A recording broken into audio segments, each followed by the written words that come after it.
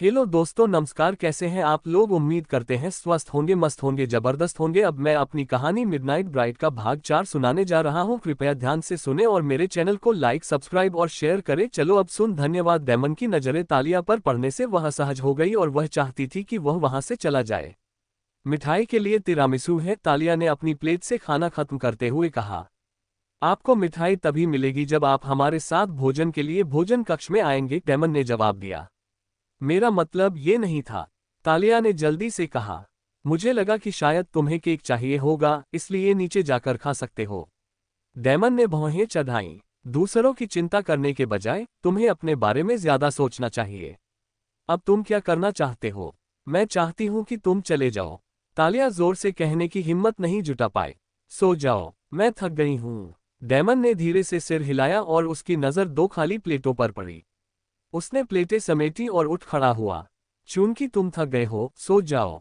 तालिया समझ गई कि यही वो हिस्सा है जहां वे एक दूसरे को शुभरात्रि कहते हैं और उसे एकांत मिलता है। मेरे लिए खाना लाने के लिए शुक्रिया। डेमन के होठों पर मुस्कान आ गई। आपका स्वागत है।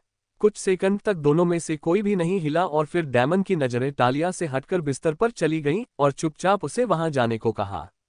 तालिया बिस्तर की ओर बढ़ी, ये सोचकर कि उसके जाने के बाद वह जो चाहे कर सकती है और वह बाहर निकलने की रणनीति बनाना चाहती थी।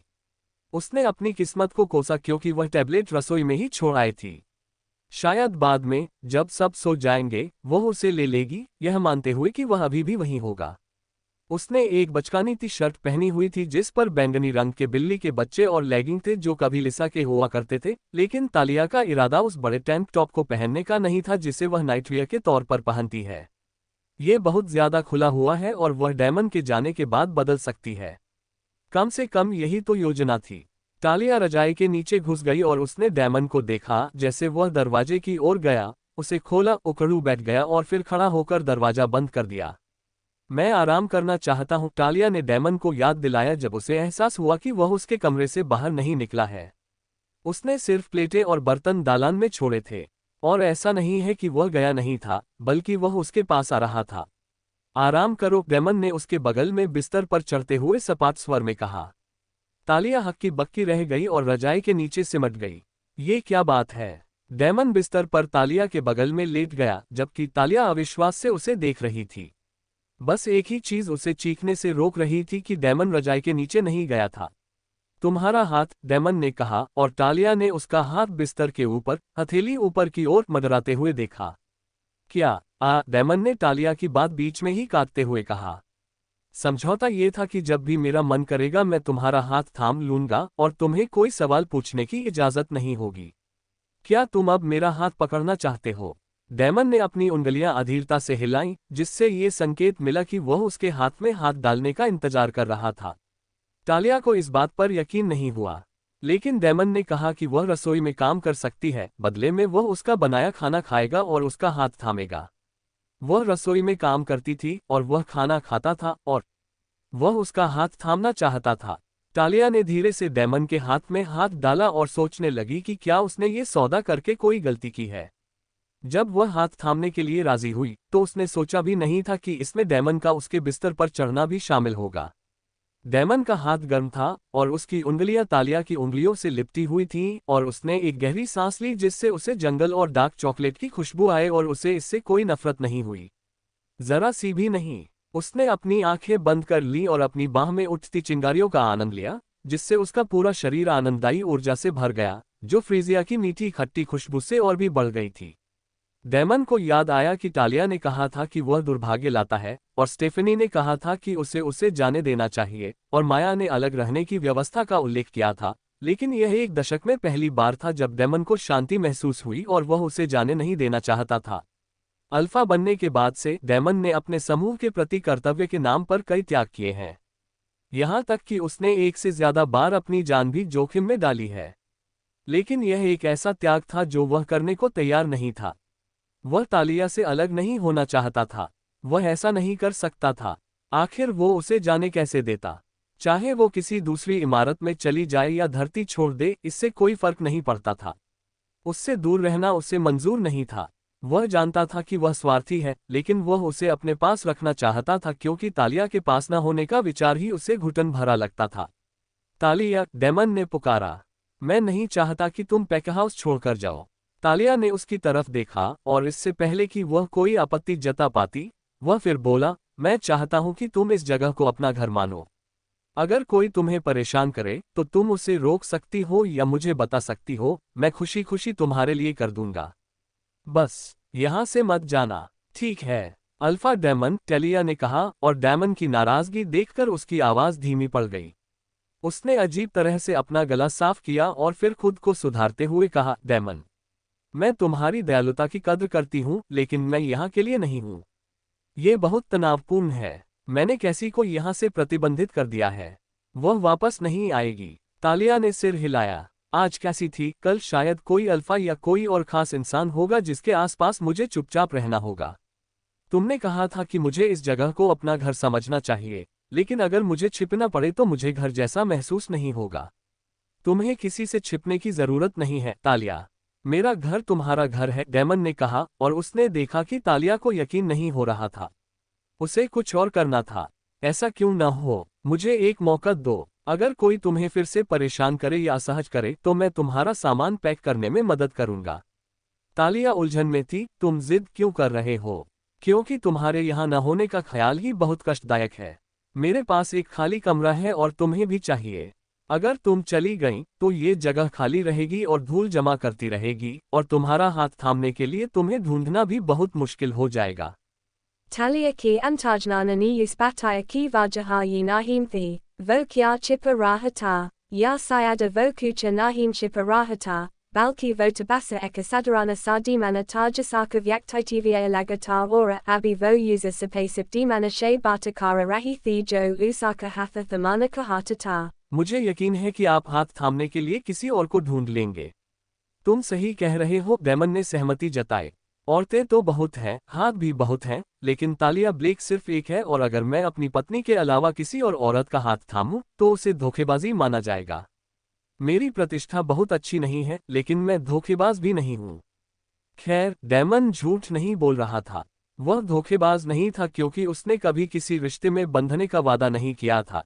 इसलिए जब वह हर रात या एक ही रात में कुछ औरतें बदलता था तो तकनीकी तौर पर वह धोखा नहीं था। तालिया को अपना चेहरा जलता हुआ महसूस हुआ और उसे डर लगा कि कहीं वो खुद ही जल न जाए। प्लीज, ऐसे बात करना बंद करो जैसे हम शादीशुदा हैं। क्या ये बात तुम्हें परेशान कर रही है? क्या यह उसे परेशान कर रहा है? नहीं, बिल्कुल नहीं, क्योंकि वह जानती थी कि डेमन मजाक कर रहा है। लेकिन अगर किसी और ने सुना तो शायद उसे मजाक न लगे और तालिया ईर्ष्या का पात्र बन जाएगी। कैसी पागल हो गई, क्योंकि उसने सोचा कि तालिया ने फोन चुराया है, और यदि कैसी को संदेह हुआ कि तालिया ने डेमन को चुराया है तो तालिया को विश्वास था कि कैसी उसे मार डालेगी। तालिया ने धीमी सांस छोड़ते हुए मन ही मन कहा कि उसे डेमन को परेशान नहीं करने देना चाहिए। मुझे पूरा विश्वास है कि तुम्हें कोई और मिल जाएगा जो तुम्हारी पत्नी बनने के लिए ज्यादा तैयार हो। क्या तुम कह रही हो कि तुम तैयार नहीं हो? डेमन ने बिना देर किए पूछा और उसके होठों पर एक शरारती मुस्कान आ गई। अब बहुत देर हो चुकी है मेरी प्यारी बीवी। इस शहर का पूरा अस्पताल जानता है कि तुम मेरी बीवी हो और रेस्टोरेंट का वेटर भी। क्या तुम भूल गई कि मैंने तुम्हारा जख्म चाटा था? इस तरह जख्म भरना आमतौर पर परिवार के सदस्यों और दोस्तों के लिए ही होता है क्योंकि इसे अंतरंग माना जाता है। देखो, हम दोनों एक ही बिस्तर पर हैं और यह पहली बार भी नहीं है। या मैं तुम्हारे लिए बस एक इश्कबाजी हूं? तालिया चिढ़ गई। 10 सेकंड में वह कितनी बकवास बातें निचोड़ सकता है। क्या आप कृपया इस बारे में मजाक करना बंद कर सकते हैं? हो सकता है आपके लिए ये सामान्य बात हो, लेकिन मेरे लिए। तालिया को समझ नहीं आ रहा था कि वह अपनी बात कैसे खत्म करे। सामान्य? क्या आपको लगता है कि मैं किसी भी महिला को खुद को श्रीमती ब्लेक कहने की अनुमति देता हूं? तुम्हें नहीं पता? तालिया ने व्यंग्यात्मक लहजे में पूछा। आप पहले हैं, एकमात्र। तालिया ने डेमन की बर्फीली नीली आंखों में देखा और कुछ खोजने लगी, लेकिन ईमानदारी के अलावा उसे कुछ और नहीं मिला। उसकी सांस गले में अटक गई थी। क्या यह संभव है कि वह उसे विशेष सुविधा दे? वह ऐसा क्यों करेगा? नहीं, मुमकिन नहीं। वह किसी अनजान वजह से उसके साथ खेल रहा है। शायद इसलिए कि वह बहुत भोली है और उसे कुछ बातों से उसे परेशान करने में मजा आता है। तालिया ने हार मान ली। डेमन ने जो कुछ भी कहा था उसे साबित करने का कोई तरीका नहीं था। इसके अलावा अगर वह उसे खास तवज्जो भी देता और वह उसकी नकली पत्नी का खिताब पाने वाली पहली लड़की भी होती तो भी कुछ नहीं बदलता। ऐसा नहीं था कि वह सचमुच उससे प्रेम प्रसन्न कर रहा था या शादी का प्रस्ताव रख रहा था, और उसके द्वारा रचे गए एक बेतुके खेल के कारण झगड़ा करना एक निरर्थक प्रयास था। ठीक है, मुझे तुम पर विश्वास है, उसने कहा। मुझे नहीं लगता कि आप ऐसा करते हैं। चलो इस विषय को छोड़ो। तालिया कुछ और जरूरी बात पर बात करना चाहती थी। तुम कब तक मेरा हाथ थामे रहोगे? कोई तो सीमा होगी। मुझे यकीन नहीं है कि मैं ऐसे सो पाऊंगी। उसे नींद नहीं आ रही थी और डेमन की निकटता और छेड़छाड़ ने उसे बेचैन कर रखा था। तालिया चाहती थी कि डेमन चला जाए, इसलिए उसने नींद आने का बहाना बनाया। उसे जगह की जरूरत थी। कैसी के साथ हुई घटना के बाद से तालिया को अपने विचारों को इकट्ठा करने का एक पल भी नहीं मिला। पहले स्टेफनी, फिर माया और अब डेमन, और तालिया को यह सोचने का मौका ही नहीं मिला कि क्या हुआ और वह इसके बारे में क्या करेगी। खैर, वह जानती थी कि उसे पैकहाउस छोड़ देना चाहिए, लेकिन सवाल ये था उसे कितनी दूर भागना चाहिए। डेमन और गुंडों से कुछ सुरक्षित दूरी होनी चाहिए। डेमन तालिया के नए जोश से खुश था। वह उससे दूर रहने का पक्का इरादा कर चुकी थी, लेकिन उसका साथ छोड़ने का कोई इरादा नहीं था। उसने कैसी को भगा दिया, और यह बात भी तो मायने रखती है। तुम इस तरह सो नहीं सकते, डेमन ने पूछा। नहीं, वास्तव में नहीं, तालिया ने कहा और अपना हाथ हिलाया। तालिया की टी शर्ट की आस्तीन ऊपर उठ गई, और जब डेमन ने तालिया की ऊपरी बांह पर एक ताज़ा चोट का निशान देखा तो उसकी आंखें सिकुड़ गईं। डेमन ने खुद को ऊपर उठाया और चोट का निशान देखा। यह हथेली का निशान था जिसमें 5 उंगलियां साफ दिखाई दे रही थीं। उसे यह पूछने की जरूरत नहीं पड़ी कि यह कैसे हुआ। उसके अंदर गुस्सा उमड़ रहा था और उसने दांत पीस लिए। अगर कैसी कहीं आसपास होती तो वह उसकी गर्दन तोड़ देता। डेमन को समझ नहीं आ रहा था कि अपने अंदर उमड़ते हुए भावनाओं के बवंडर को कैसे संभाले। गुस्सा, निराशा, अपराधबोध, लेकिन किसी तरह ये सब फ्रीजिया की मीठी खट्टी खुशबू और तालिया का हाथ थामे हुए उसके मनमोहक चिंगारियां से शांत हो गया, और बस एक ही चीज जो वो चाहता था वो थी उस खूबसूरत लड़की के और करीब जाना जो अपनी बड़ी बड़ी शहद सी आंखों से उसे देख रही थी। तालिया ने सोचा कि चूंकि डेमन बैठ गया है, इसलिए वह अंततः चला जाएगा ताकि उसे सांस लेने के लिए जगह मिल सके, बिना उसकी निकटता के उसके दिमाग को परेशान किए। लेकिन अगले ही पल डेमन रजाई के नीचे था और वह उसकी बाहों में थी। तुम क्या कर रहे हो? तालिया ने खुद को उससे दूर धकेलते हुए पूछा। तालिया ने जहां भी छुआ वह कठोर था, और वह जानती थी कि जब तक वह उसे छोड़ नहीं देता वह कभी भी खुद को मुक्त नहीं कर पाएगी, लेकिन फिर भी उसने कोशिश की। चुप, डेमन ने तालिया को चुप कराया और उसका सिर अपने कंधे पर टिका लिया। तुमने कहा था कि जब हम हाथ पकड़ते हैं तो तुम्हें नींद नहीं आती, और मुझे पता है कि तुम्हें ऐसे ही सोना पसंद है, इसलिए सो जाओ। तालिया को यकीन ही नहीं हो रहा था। किसने कहा कि उसे ऐसे सोना पसंद है? ये तो हाथ पकड़ने से भी बदतर था। वो उसे हर जगह महसूस कर सकती थी। हाँ, हर जगह तो नहीं, लेकिन छूने वाली सतह सिर्फ हाथों से कहीं बढ़कर थी। तालिया, डेमन ने पुकारा, और उसने उसकी पकड़ से छूटने के अपने निरर्थक प्रयासों को रोक दिया। तालिया चिढ़ गई। दबंग अल्फा उससे लिपटना चाहता था और वह उसे अपनी तरफ से जकड़ रहा था, ठीक वैसे ही जैसे उसने उसे अटारी में, अगले दिन कार में और होटल के कमरे में पाया था, और तालिया पहले से ही जानती थी कि वह जीत नहीं सकती। लेकिन वह कुछ कहना चाहता था ताकि अगर वह उसकी बात सुन ले तो शायद वह उसे जाने दे। आज दोपहर जो हुआ उसके लिए मुझे माफ करना। कैसी को कोई हक नहीं था कि वो गंदी बातें करे, और उसे तुम्हें मारने का कोई हक नहीं था। मैं इसके लिए जिम्मेदार हूं, और अगर मैं तुम्हारी भरपाई के लिए कुछ कर सकती हूं तो बस कह दो। मेरी रूह इस ख्याल से तड़प रही है कि तुम्हें मेरी निगरानी में चोट लगी है, इसलिए मुझे तुम्हें गले लगाने दो प्लीज, इससे मुझे अच्छा लगेगा। तालिया बहुत कुछ सुनने को तैयार थी, लेकिन उसे माफी की उम्मीद नहीं थी। क्या अल्फा माफी मांगते हैं? उसकी आवाज की गंभीरता ने तालिया को निःशब्द कर दिया। उसे सचमुच दुख था कि उसे चोट लगी, लेकिन सबसे अजीब बात यह थी कि तालिया को परेशान किया गया, फिर भी ऐसा लग रहा था कि डेमन को ही सांत्वना की जरूरत थी। तालिया को समझ नहीं आया कि क्यों, लेकिन किसी अनजानी वजह से उसने उस पर यकीन कर लिया। शायद इसलिए कि वह यकीन दिलाना चाहती थी कि उसे परवाह है और उसे अफसोस है। तालिया जानती थी कि कल तक सब कुछ बदल जाएगा और डेमन फिर से उसे नजरअंदाज करने लगेगा, लेकिन उस समय डेमन के बगल में होना अच्छा लग रहा था और वह इससे लड़ना नहीं चाहती थी। पैक हाउस छोड़ने के उसके विचार गायब नहीं हुए, लेकिन उसने फिलहाल उन्हें एक तरफ धकेल दिया क्योंकि लोगों का उसके साथ अच्छा व्यवहार करना एक दुर्लभ घटना थी और तालिया इसके हर पल का आनंद लेना चाहती थी। डेमन को यह महसूस करके खुशी हुई कि तालिया उसके सामने आराम कर रही है। त्वचा से त्वचा का कोई संपर्क नहीं था, लेकिन कपड़ों के माध्यम से भी तालिया की निकटता की अनुभूति इस दुनिया से बाहर थी। डेमन ने करवट बदली ताकि वह पूरी तरह से तालिया का सामना कर सके और उसने उसे कसकर पकड़ लिया। उसकी नाक उसके सिर के ऊपर टिकी हुई थी और वह फ्रीजिया की मीठी खट्टी खुशबू को सूंघ रहा था, जिससे उसका सिर घूम रहा था। जब से उन्होंने होटल में एक ही बिस्तर पर झपकी ली थी, तब से डेमन तालिया को अपनी बाहों में लेकर सोने के लिए उत्सुक था और वह खुश था कि आखिरकार ऐसा हो रहा था। तालिया उसकी दवा थी, उसकी लत थी, उसके बारे में सब कुछ उसके लिए पूरी तरह से बना था, और ये तथ्य कि उसका बायां हाथ उसकी कमर पर लिपटा हुआ था, ने अनुभव को कई गुना बेहतर बना दिया। डेमन मन ही मन सोच रहा था कि बस गले लगना है, साथ सोना है, और वो इससे ज्यादा कुछ नहीं करेगा, लेकिन उसके शरीर का अपना मन था। वो शुक्र मना रहा था कि उनके कूल्हों के कोण की वजह से तालिया को पता ही नहीं चला कि वो कितना उत्तेजित था। डेमन जानता था कि तालिया अनुभवहीन है, और क्योंकि वह इस बात से अनजान थी कि वे दोनों दोस्त हैं, अगर वह उस पर कोई चाल चलेगा तो वह एक घिनौना आदमी लगेगा। वह धीरे धीरे आगे बढ़ेगा। कितनी दूर तक, उसे यकीन नहीं था और उसने इस बारे में सोचने की कोशिश भी नहीं की। डेमन, तालिया ने पुकारा और वह मुस्कुराया क्योंकि उसकी आवाज धीमी थी और उसने उसके शीर्षक का उपयोग नहीं किया। हाँ, आपके दल में महिला योद्धा भी हैं, है ना? हमारा पैक, उसने उसे सुधारा। और हाँ, हम करते हैं। क्या मैं प्रशिक्षण ले सकता हूँ? मैं और अधिक मजबूत होना चाहता हूँ और शायद अपनी रक्षा के लिए कुछ चालें सीखना चाहता हूँ। डेमन को तालिया के लड़ने का विचार पसंद नहीं आया, लेकिन वह सीखने और सुधार करने की उसकी इच्छा की प्रशंसा करता था। जब ट्रैविस कहेगा कि आपकी शारीरिक स्थिति ठीक है तो हम शुरू कर सकते हैं। मेरा उनसे सुबह 10 बजे का अपॉइंटमेंट है, इसलिए मैं उनसे तब पूछूंगा। मैं आपके साथ जाऊंगा। शुक्रिया हर चीज के लिए। वह सचमुच यही चाहती थी।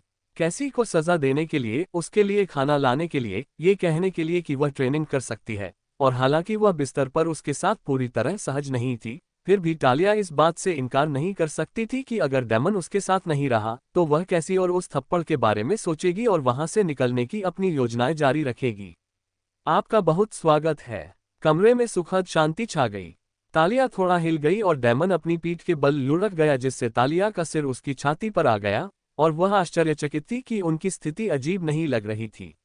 Yusin Yusadina ki bear mem soka jasaki suruata dimana ki hathako takia ki taraha tame hutalia ki jagan she huithi, ora usake bada joku chabihua, ora yaha nervavada taki yahadina abataka ka sabase gatana penadina ta, kaisi ki sata bate kucha apriaminatum kochorakara, kula milikara yaha sakarat makata। Damon, क्या आप यहाँ सोने की योजना बना रहे हैं? उसने पूछा।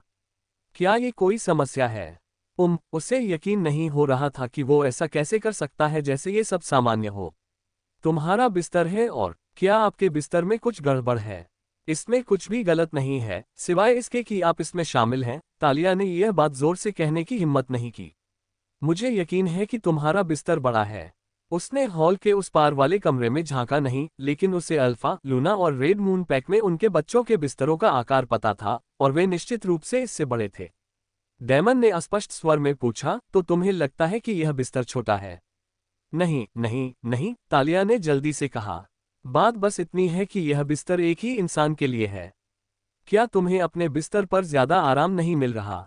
अच्छा, डेमन ने धीरे से कहा। तकनीकी तौर पर यह मेरा बिस्तर है। मेरी निजी राय में ये बिस्तर हम दोनों के लिए बिल्कुल सही है, डेमन ने कहा और तालिया पर अपनी पकड़ मजबूत कर ली। ये क्वीन साइज का बिस्तर था और वह चाहता था कि यह छोटा होता ताकि हो सके तो वे दोनों पास पास बैठ सकें। लेकिन मैं तुम्हारी बात समझ गया। मैं कल एक बड़ा वाला मंगवा दूंगा। नहीं नहीं, कृपया ऐसा मत करो। ये बिस्तर छोटा है या नहीं, अपना मन बना लो, डेमन ने अपनी आवाज में मनोरंजन के साथ कहा। तालिया ने लंबी सांस ली। भूल जाओ कि मैंने कुछ कहा था। डेमन हंसा और तालिया ने महसूस किया कि उसका चेहरा उसके सिर के ऊपर दबा हुआ है। क्या उसने उसे वहीं चूमा था? उसे यकीन नहीं था और उसने पूछने की हिम्मत भी नहीं की। डेमन की गर्म सांसों ने तालिया के सिर को छू लिया और उस अपरिचित अनुभूति ने उसके पेट में तितलियां पैदा कर दी।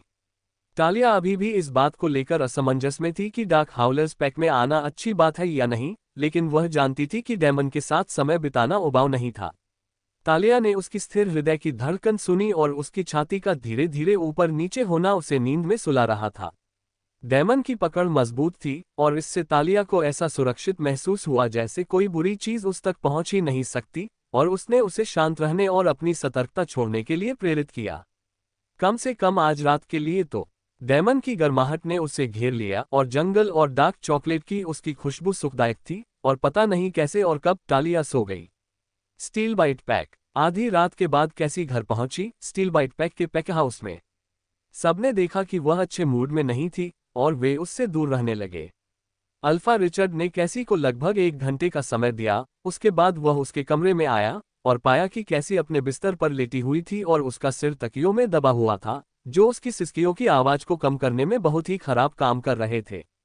कैसी दुखी या निराश नहीं थी, वह अपमानित और क्रोधित थी। वह इस नतीजे को कैसे स्वीकार कर सकती थी। उसने 1 से ज्यादा बार डेमन के अंतरंग आलिंगन का अनुभव किया, और हालांकि वह कभी भी प्यार या आलिंगन में नहीं था, फिर भी उसने उसे कभी चोट नहीं पहुंचाई। कैसी ने इसे उसके खिलाफ नहीं लिया। आखिरकार वह एक अल्फा है। उसे औरतों को लुभाने की जरूरत नहीं है क्योंकि वे उसके पास आती हैं, ठीक वैसे ही जैसे कैसी के पास आती थी। हर कोई जानता है कि अल्फा डेमन एक रात के लिए एक महिला का नमूना लेता है, और बस। पिछले कुछ सालों में कैसी को उसके साथ बार बार रहने का सुख मिला था। उसे लगा कि इसका कोई मतलब है, फिर भी अब वह उसका गला घोंट रहा था और उसने उसे सिर्फ इसलिए घर से निकाल दिया क्योंकि उसने एक दुबले पतले ओमेगा को थप्पड़ मार दिया था। डेमन की गुस्से भरी निगाहों की छवि कैसी के मन में बस गई है, और उसे पूरा यकीन है कि यह उसके बुरे सपनों का हिस्सा बन जाएगा। अपने झुंड में कैसी एक राजकुमारी है और हर कोई उसका सम्मान करता है, और डेमन से उसे जो कुछ भी सहना पड़ा वह उसके मुंह पर 100 थप्पड़ों के बराबर था। माया का उसका मजाक उड़ाना एक बात थी, लेकिन डेमन के इलाके से कैसी को बाहर निकालने वाले योद्धा भी उसे ताने मारते हुए देखते थे, जिससे कैसी का खून खौल उठता था। कैसी शर्मिंदा और गुस्से में थी और उससे समझ नहीं आ रहा था कि अब वह सार्वजनिक रूप से अपना चेहरा कैसे दिखा पाएगी। क्या तुम मुझे बताओगे कि क्या हुआ, कद्दू? अल्फा रिचर्ड ने कैसी के बिस्तर के किनारे बैठते हुए पूछा। कैसी ने अपना सिर झटककर अपने पिता को घूरा। क्या हुआ? पता है क्या हुआ? अल्फा डेमन ने मुझे घर से निकाल दिया और कहा कि अब कभी मत आना, मानो मैं कोई अपराधी हूं।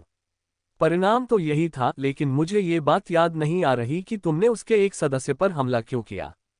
क्या मैंने तुम्हें नहीं कहा था कि तुम वहां रहते हुए उसकी लूना की तरह व्यवहार करो और दयालु बनो? दया उन लोगों के लिए होती है जो व्यवहार करते हैं और अपनी जगह जानते हैं। कैसी चीखी। वो ओमेगा चोर है। उसके पास एक फोन था जो जाहिर तौर पर उसका नहीं था, और जब मैंने उससे उसे देने के लिए कहा तो उसने मना कर दिया और जाने की कोशिश की, मानो मैं कोई खास मायने नहीं रखती।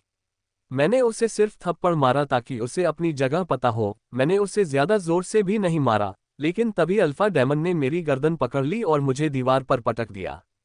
वो मुझे मार डालना चाहता था। कैसी पागल हो गई। प्रिय, तुम अल्फा डेमन की बात कर रही हो। अगर वह तुम्हें मारना चाहता तो तुम मर जाती, अल्फा रिचर्ड ने कहा, और वह जानता था कि कैसी बिना किसी चोट के वापस लौटी, क्योंकि कैसी उसकी बेटी है। मैंने तुमसे कहा था कि एक लूना की तरह व्यवहार करो और दयालु बनो। जब तक कि यह बचाव का कार्य न हो, तुम्हें शारीरिक रूप से आक्रामक नहीं होना चाहिए, भले ही तुम्हारा प्रतिद्वंद्वी ओमेगा ही क्यों न हो। तो अब यह मेरी गलती है। अल्फा डेमन को भी ऐसा ही लगता है, उसने भावशून्य स्वर में कहा। तुम शांत हो जाओ और मुझे बताओ कि शुरू से लेकर अब तक क्या क्या हुआ, जब से तुम डार्क हाउलर्स के झुंड में आए हो। मुझे नहीं लगता कि वह किसी एक घटना पर अपना आपा खो देगा, इसलिए मुझे वह सब कुछ बताओ जो तुम्हें याद है। चलो मिलकर स्थिति का विश्लेषण करते हैं और देखते हैं कि क्या हम इसे बचा सकते हैं। अल्फा रिचर्ड ने यह अभ्यास कई बार किया है। जब भी कैसी डार्क हाउलर्स पैक से लौटती है तो वह कैसी से उसकी यात्रा के बारे में विस्तार से पूछने का कोई न कोई बहाना जरूर ढूंढ ही लेता है। हाँ, कैसी का ध्यान सिर्फ डेमन को रिझाने पर ही रहता है, लेकिन कभी कभी उसे कोई और उपयोगी जानकारी भी मिल जाती है जिसका अल्फा रिचर्ड इस्तेमाल कर सकता है। Kaisi ni kucha gari samsem lim ora surukiya, jaba maim pahunchi, alpha demanani hamare samanya abivadana ko taladia, kaira, vaha vastava mem gama ora somya nahim hai, lekina jababi maimati hum, maim uskale lagati hum ora kumati hum, lekina isa bara usan mujay kakamadia. उद्धरण चिन्ह। उसने उसे बताया कि कैसे Damon दूर था और एक पल में उसने उसे पास आने दिया, केवल अगले ही पल उसे दूर धकेलने के लिए। कैसे वह हमेशा व्यस्त रहता था। रसोई में हुई घटना के बारे में जब उसने तालिया को चोरी करते हुए पकड़ा। कैसे डैमन उनके साथ शामिल होने के बजाय अपने कमरे में खाना खाता था। और कैसे डैमन एक अन्य लड़की को मानव शहर ले गया जबकि उसे चेतावनी दी कि वह बहुत जिज्ञासु है। और फिर कैसे उसने तालिया को एक महंगे फोन के साथ पकड़ा। उसने 2 बार उसका बचाव क्यों किया? वो कितनी कमजोर है। तुम्हें उसे देखना चाहिए। जैसे ही मैंने उसे चोरी करने के लिए टोका, उसने अपना सिर झुका लिया और जब मैंने उसका हाथ पकड़ा तो वो बाहर नहीं निकल पाई। अल्फा रिचर्ड को विस्तार से सुनने की जरूरत नहीं थी। उसे पहले ही समझ आ गया था कि कैसी को क्यों निकाला गया। कैसी ने अपना आपा खो दिया, हद पार कर दी और अल्फा डेमन ने उसे सजा दी। सच कहूं तो कैसी के व्यक्तित्व को देखते हुए अल्फा रिचर्ड हैरान था कि अल्फा डेमन पहले क्यों नहीं भड़क गया। मुझे लगा कि ये मूड स्विंग है। हो सकता है उसे कोई और औरत मिल गई हो। ये कोई असामान्य बात नहीं है, पर यह कभी एक दिन से ज्यादा नहीं चलता था और वो हमेशा मेरी बातों को मान लेता था। लेकिन इस बार मैं कई दिनों तक वहां रही और उसने मुझे छुआ तक नहीं। क्या ये रेड मून पैक वाली मासी की वजह से है? क्या सच में उनकी सगाई हो गई है? अल्फा रिचर्ड ने सिर हिलाया। मासी के साथ अभी कुछ तय नहीं हुआ है। अल्फा डेमन ये कहकर चला गया कि सगाई आगे कैसे बढ़ा जाए ये बाद में तय किया जाएगा। कैसी ने भौहें चढ़ाईं। क्या वह सचमुच इसके बारे में सोच रहा है? अल्फा डेमन सोचने वाला व्यक्ति नहीं है, वह कार्य करता है। अल्फा डेमन ने सगाई किए बिना ही रेड मून पैक छोड़ दिया और इसका मतलब है कि वह मासी को अपना लूना बनाने के लिए तैयार नहीं था। कैसी उन शब्दों से निश्चिंत हो गई। लेकिन फिर वह मुझसे क्यों बच रहा था? एक औरत के अलावा जिसे वह मानव नगर में अपॉइंटमेंट के लिए ले गया था, मैंने उसके आसपास ओमेगास और उस परेशान करने वाली बीटा माया के अलावा कोई और औरत नहीं देखी। क्या आप जानते हैं कि वह महिला कौन है जिसे अल्फा डेमन अपॉइंटमेंट के लिए ले गया था? मैंने उसे पहले कभी नहीं देखा, लेकिन उसके कपड़े महंगे थे। कैसी रुकी। दरअसल उससे एक दिन पहले अल्फा डेमन खुद खरीदारी करने गया था और मैंने कपड़ों से भरे बैग देखे। मुझे यकीन है कि उसने उसके लिए कपड़े खरीदे होंगे। क्या यह असामान्य बात है? अगर वह किसी महिला से प्रेम प्रसन्न कर रहा था तो उसके लिए उपहार खरीदना असामान्य बात नहीं है। कैसी बिस्तर पर लेट गई और छत को घूरने लगी। पता नहीं पापा, कुछ भी गलत नहीं था, लेकिन मेरी अंतरात्मा मुझे बता रही थी कि सब कुछ बदल गया है। अब तक अल्फा डेमन मेरे प्रति या तो उदासीन था या स्वीकार करने वाला, फिर भी इस बार उसने मुझे एक से ज्यादा बार डांटा और मुझे चोट भी पहुंचाए। इंसान ऐसे नहीं बदलता जब तक उसे कोई और न मिल जाए। शायद औरतों को रिझाने के लिए कपड़े खरीदना आम बात हो, लेकिन मैं अल्फा डेमन को सालों से देख रही हूं और वह औरतों को रिझाता नहीं है। अल्फा रिचर्ड इस बात से सहमत था। वह अपने अनुभव से अच्छी तरह जानता था कि अल्फा को किसी औरत को अपने बिस्तर पर बिठाने के लिए दिखावा करने की जरूरत नहीं है, क्योंकि हमेशा ऐसी औरतें होती हैं जो रुतबे और ताकत की ओर आकर्षित होती हैं। जब तक कि अल्फा डेमन को कोई ऐसी औरत न मिल जाए जो उसके लिए सही हो। लेकिन वह कैसी से यह बात नहीं कहना चाहता था और न ही उसके गुस्से का जोखिम उठाना चाहता था। मुझे उस लड़की के बारे में बताओ, मैं देखूंगा कि वह कौन है। कौन सा? वह ओमेगा जिसकी वजह से अल्फा डेमन ने मुझे चोट पहुंचाई, या वह जो कार में है? कैसी ने पूछा और उसके पिता के जवाब देने से पहले ही उसने अपनी बात जारी रखी। दरअसल वे दोनों एक जैसे दिखते हैं। बहनें, या यह संभव है कि यह एक ही व्यक्ति हो? कैसी ने कार में बैठी तालिया को ध्यान से नहीं देखा, लेकिन उसने कुछ बातें नोटिस की। दोनों के बाल तांबे के रंग के थे और कद काठी भी पतली थी। मैंने इससे ज्यादा कुछ नोटिस नहीं किया, लेकिन कैसी की आंखें चौड़ी हो गईं। अगर ये वही लड़की हो तो क्या होगा? इससे समझ आता है कि कार में बैठी लड़की चुप क्यों थी। अगर यह वही लड़की है तो मुझे लगता है कि अल्फा डेमन उसका ख्याल रख रहा है। क्या तुम्हें उसका नाम पता चला? कैसी ने सिर हिलाया। मैं उससे फोन कर सकती हूँ। और नहीं, अल्फा रिचर्ड ने उसकी बात बीच में ही रोक दी। मुझे इसकी जांच करने दो। चुपचाप रहना कैसी, वादा करो। कैसी तैयार नहीं थी। क्यों? क्योंकि तुमने अभी अभी अल्फा डेमन को नाराज कर दिया है और उसने मुझसे कहा है कि अगर तुम उसके करीब जाओगी तो वह तुम्हारे साथ दुश्मन जैसा व्यवहार करेगा। यकीन मानो तुम ऐसा नहीं चाहती। उसे शांत होने और इस घटना को भूलने का समय दो। अगर वह वही लड़की है और वह उसका ख्याल रख रहा था तो वह सिर्फ ओमेगा से बढ़कर हो सकती है। कैसी ने भौहें चढ़ाईं। तुम कह रहे हो कि कोई औरत मेरे आदमी पर दौरे डाल रही है और मुझे चुप रहना चाहिए। नहीं, मैं तुम्हें बता रहा हूं कि कोई औरत उसके संरक्षण में है और तुम्हें उसे उकसाना नहीं चाहिए। इस बात का कोई सबूत नहीं है कि उनके बीच कोई प्रेम संबंध है। वह कोई रिश्तेदार भी हो सकती है या कोई ऐसी जिसके साथ वह फायदे के लिए अच्छा व्यवहार करता हो।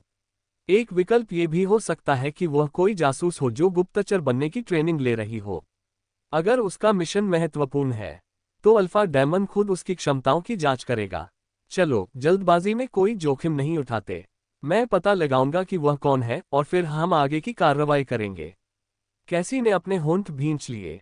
ठीक है, मैं अल्फा डेमन से संपर्क नहीं करूंगी, लेकिन सिर्फ तभी जब तुम वादा करो कि मुझे बताओगे कि तुम्हें क्या मिला। Thika hai, Alpha Ricarda ni kaha, Abasafa Sutherho Jau Ora So Jau, Maim Tum Hem Sabaha Kusa Dekana Kahata Hum, Kaisi ni Sahamati Jatan She Pahale Eka Lambi Samsatori, Subaratri, Dadi, Subaratri, Kathi, Yuzum Kaisi Ki Mate Ko Kuma Ora Usek Kameshe Baharakala Gaya। Alpha Richard कैसी के शब्दों के बारे में सोच रहा था और उसे लग रहा था कि शायद वह कुछ सही कह रहा है। अन्य कई अल्फा और एल्डर्स की तरह अल्फा रिचर्ड भी डेमन पर और डार्क हाउलर स्पेक की गतिविधियों पर नजर रख रहा है, और अल्फा रिचर्ड जानता है कि चाहे वे डेमन पर कितना भी दबाव डालने की कोशिश करें, उसे प्रभावित करना लगभग असंभव था, क्योंकि डेमन ने अपनी कोई कमजोरी उजागर नहीं की थी। डेमन से संपर्क करने वालों का दायरा छोटा है और उसका कोई करीबी परिवार का सदस्य भी नहीं है। डेमन के पास चाहे जितनी भी लड़कियां भेजी जाए, उनमें से किसी ने भी उसे एक रात से ज्यादा दिलचस्पी नहीं दिखाई। खैर, कैसी एक अपवाद है, लेकिन वह कभी कभार मिलने जुलने से आगे नहीं बढ़ पाए। हालांकि यदि कोई लड़की डेमन के सुरक्षात्मक पक्ष को जगाने में कामयाब रही है तो वह कोई महत्वपूर्ण व्यक्ति हो सकता है। अल्फा रिचर्ड की यह कहानी कि वह लड़की डेमन की रिश्तेदार या जासूस हो सकती है, कैसी को शांत करने के लिए बस बकवास थी। वह कभी भी शेड का सबसे तेज हथियार नहीं थी, बिल्कुल नहीं। दरअसल कैसी बेवकूफ नहीं है, लेकिन उसका जल्दबाज व्यक्तित्व और चिड़चिड़ापन उसे बाहरी प्रभावों के प्रति संवेदनशील बनाता है, और जब तक कोई उसका मार्गदर्शन नहीं करता, वह आसानी से अपना ध्यान भटका देती है। अल्फा रिचर्ड उस हिस्से पर अटक गया जहां कैसी ने उस औरत को कमजोर बताया था। यह असामान्य था। वह अच्छी तरह जानता है कि कैसी में कोई दमनकारी आभा नहीं है और वह वेयरवुल्फ के मानकों के हिसाब से कमजोर है। कोई भी सामान्य किशोर वेयरवुल्फ कैसी को हरा सकता है, तो ये औरत कैसी के सामने बेबस क्यों थी? क्या उस औरत ने कमजोर होने का नाटक किया था, या कैसी ने खुद को बेहतर दिखाने के लिए बड़ा चढ़ाकर बात की थी? क्या यह मुमकिन है कि वह औरत मादा भेड़ या न हो? Ho Sakata hai, Sayada, Kaisi Daka Hola Sapaika She Kucha Upayogi Lakara Loti Ho, Lekina Alpha Ricarda Janata Ta Ki Kaisi Ki Saman Isa Kahana Thika Nahim Hoga, Kyonki Vaha Sayada Yusbar Badakara Degi, Alpha Ricarda Kokabi Apana Jivanasathi Nahim Mila, Samaya Ki Sata। उसके साथ रहने वाली महिलाएं बदलती रहीं और उनमें से एक ने कैसी को जन्म दिया। उस महिला को लाभ की उम्मीद थी और कैसी के 3 साल का होने से पहले ही अल्फा रिचर्ड ने उसे भगा दिया, लेकिन उसने बच्ची को अपने पास रख लिया क्योंकि परिवार के बिना अल्फा को बुरा माना जाता है। उसने ये सुनिश्चित किया कि कैसी की मां के बारे में तरह तरह की अफवाहें फैलाई जाए ताकि वह अपना चेहरा दिखाने की हिम्मत न करे और एक स्नेही पिता की छवि उसके पक्ष में काम करे। कैसी आयाओं के साथ बड़ी हुई जो अल्फा रिचर्ड के बिस्तर गर्म करने का भी काम करती थी, और अल्फा रिचर्ड कैसी की ज्यादा परवाह नहीं करता था। वह उसके लिए चीजें खरीदता था और यह सुनिश्चित करता था कि हर कोई उसके साथ राजकुमारी की तरह व्यवहार करे। कैसी को यह समझाने में ज्यादा प्रयास नहीं करना पड़ा कि अल्फा डेमन ही उसके लिए सही व्यक्ति है, और अल्फा रिचर्ड ये सोचकर खुश हुआ कि कैसी अंततः उपयोगी बन जाएगी। उसे निराशा हुई कि कैसी भी अपने पहले के कई लोगों की तरह असफल रही, और अल्फा रिचर्ड ने अपने संपर्कों का इस्तेमाल करके कैसी को वापस डेमन की बाहों में पहुंचा दिया। तीसरी बार कैसी के आने के बाद डेमन उसकी मौजूदगी को बर्दाश्त करने लगा, और जब वह बिना बताए तो उसने कोई सवाल नहीं किया, और हालांकि उसने ज्यादा प्रगति नहीं की, फिर भी ये पिछली सभी दुल्हन उम्मीदवारों से कहीं ज्यादा थी। अल्फा रिचर्ड ने कैसी को बेवकूफी करते हुए डेमन के करीब रहने और आंखें खुली रखने को कहा था, इस उम्मीद में कि शायद उसे कुछ काम का मिल जाए। पर अब तक कुछ नहीं मिला था। लेकिन अब कैसी ने खबर दी, एक औरत है जो अल्फा डेमन के करीब है और अल्फा डेमन उसका ख्याल रख रहा था। इत्तेफाक। अल्फा रिचर्ड इत्तेफाक में यकीन नहीं करता। इससे कोई फर्क नहीं पड़ता था कि डेमन की तालिया में दिलचस्पी रोमांटिक थी या नहीं, असल बात तो यही थी कि डेमन ने उसके लिए कदम बढ़ाया, कुछ ऐसा जिसका इस्तेमाल किया जा सकता था। अल्पविराम। Dark Howlers pack. डेमन ने सोई हुई तालिया को अपनी बाहों में पकड़ लिया और उसके बालों के साथ खेलते हुए उसकी धीमी सांसों को गिनने लगा। उसे याद आया कि तालिया ने कहा था कि वह जाना चाहती है और उसने किसी भी कीमत पर उसे अपने साथ रखने का निश्चय कर लिया। डेमन जानता था कि जब तक वह तालिया को यह नहीं बताएगा कि वे दोनों दोस्त हैं, वह उसके इरादों पर शक करेगी, लेकिन अगर इससे वह डर गई तो क्या होगा? अगर वह उस पर विश्वास नहीं करती तो क्या होगा? तालिया के भेड़िए के बिना डेमन के पास तालिया को यह साबित करने का कोई तरीका नहीं था कि वह उसके लिए कितनी मायने रखती है, और उसे डर था कि उसके जीवन में उसका महत्व उसके रहने के लिए पर्याप्त नहीं है। डेमन को विश्वास था कि तालिया एक भेड़िया रहित ओमेगा नहीं है। वह अंधेरी रसोई और जंगल में आज़ादी से घूम रही थी, जिससे साबित होता था कि उसका भेड़िया उसकी नज़र बढ़ा रहा है। जब उसने अस्पताल में मिस्टर मेंडेज को सबक सिखाया तो तालिया ने एक ऐसा आभामंडल प्रक्षेपित किया जो सिर्फ एक रानी ही कर सकती है। ओमेगा तो बिल्कुल नहीं। उसने इनमें से किसी की भी कल्पना नहीं की थी। डेमन को इस बात की परवाह नहीं थी कि तालिया ओमेगा है या मानव, लेकिन वह जानता था कि यदि वह अपने भेड़िए को ढूंढ लेती है तो तालिया अधिक शक्तिशाली हो जाएगी और कैसी जैसी घटनाएं दोबारा नहीं होंगी। ट्रैविस, डेमन ने मन लिंक से पुकारा। क्या तुम जाग रहे हो? मैं अब। ट्रैविस ने नींद से जवाब दिया और उसे अचानक होश में आने में एक पल लगा। अल्फा, क्या हुआ? क्या कोई आपात स्थिति है? कोई इमरजेंसी नहीं है? ये तालिया के बारे में है। ट्रैविस को यकीन ही नहीं हो रहा था। आधी रात हो चुकी थी, पर वो तो अल्फा डेमन है, इसलिए उसने शिकायत करने की हिम्मत नहीं की। क्या वो ठीक है? मुझे नहीं पता। क्या तुम कोई राज रख सकते हो? मेरे मरीजों के बारे में सब कुछ गोपनीय है, ट्रैविस ने तुरंत जवाब दिया। मैंने तुमसे कहा था कि उसके पास भेड़िया नहीं है। हाँ, ट्रैविस ने पुष्टि की। इसीलिए उसका इलाज धीमा है। तालिया शारीरिक रूप से कमजोर है और उसकी उपचार क्षमता बिल्कुल इंसानों जैसी है। लेकिन अगर मैं आपको बताऊं कि उसकी रात में देखने की क्षमता मेरे जितनी ही है, तो क्या होगा? आप कह रहे हैं कि उसका भेड़िया अपंग है। मुझे नहीं पता। मुझे उम्मीद थी कि शायद आपके पास कुछ जवाब होंगे, डेमन ने ईमानदारी से कहा। मुझे लगता है कि उसका भेड़िया चला नहीं गया है, बल्कि किसी चीज ने उसे कमजोर कर दिया है, और वह सिर्फ तालिया की दृष्टि बढ़ा सकती है। क्या आपको ऐसे किसी मामले की जानकारी है? Vaham sanata chargaya ora di manaderi apavaka pratik sakarata raha, kyonki vahajanata taki treviso isake bear mem sokaraha hai, varie hamare adyatmika ade hisheim jo hamare saririko mazabuta banatheim, trevi sakucha derabadabola, aes mamal bi hotheim jabakisi vyaravolfa ko saririka ya manasika rupa she kotapaham kati hai। और इंसानी हिस्से को बचाने के लिए भेड़िए वाले हिस्से की बलि देनी पड़ती है। अगर हम इस बात पर गौर करें कि तालिया सालों से कुपोषित और प्रताड़ित है, तो मुझे लगता है कि तालिया की जान बचाने के लिए उसके भेड़िए वाले हिस्से की शक्ति कम कर दी गई होगी। तालिया का मेडिकल इतिहास हमें और जानकारी देने में मदद करेगा, लेकिन तालिया ने मुझे बताया कि उसने आखिरी बार बचपन में रेड मून पैक में डॉक्टर को दिखाया था। मुझे यह उसकी हालत से मेल नहीं खाता क्योंकि यह बहुत समय पहले की बात है, लेकिन अगर आप चाहते हैं कि मैं उसके भेड़िए की जांच करूं, तो मैं वहां पैक के डॉक्टर से संपर्क कर सकता हूं। नहीं, डेमन ने उसकी बात बीच में ही रोक दी। मैं चाहता हूं कि तुम ये बात अपने तक ही रखो कि तालिया रेड मून पैक से है। अगर इस बारे में कोई रिकॉर्ड है तो उसे मिटा दो। समझ गया, ट्रेविस ने तुरंत सहमति जताई। तालिया की हालत को देखते हुए उसे थोड़ा सा अंदाजा था कि वह उनके झुंड में शरण लेने आई है, और अगर रेड मून के झुंड को तालिया के बारे में भनक लग गई तो मुसीबत खड़ी हो सकती है। क्या हम उसके मेडिकल इतिहास के बिना कुछ कर सकते हैं? डेमन ने पूछा। तुम उसके भेड़िए को जगाना चाहते हो? ट्रेविस ने अनुमान लगाया। संभव है कि ट्रेविस को यकीन नहीं था। तकनीकी तौर पर हाँ, तालिया का शरीर और दिमाग कमजोर हो गया है, यह मानते हुए कि उसका भेड़िया बच नहीं सकता। अगर तालिया अपनी शारीरिक स्थिति में सुधार कर लेती है और उसे ऐसे सहायक वातावरण में रखती है जो उसे मानसिक रूप से मदद करेगा, तो उसके भेड़िए के ठीक होने की संभावना है।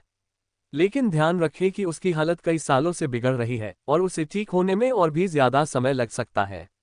हमारे पास कोई भी समय सीमा या अनुमान लगाने का कोई तरीका नहीं है जो तर्कसंगत हो।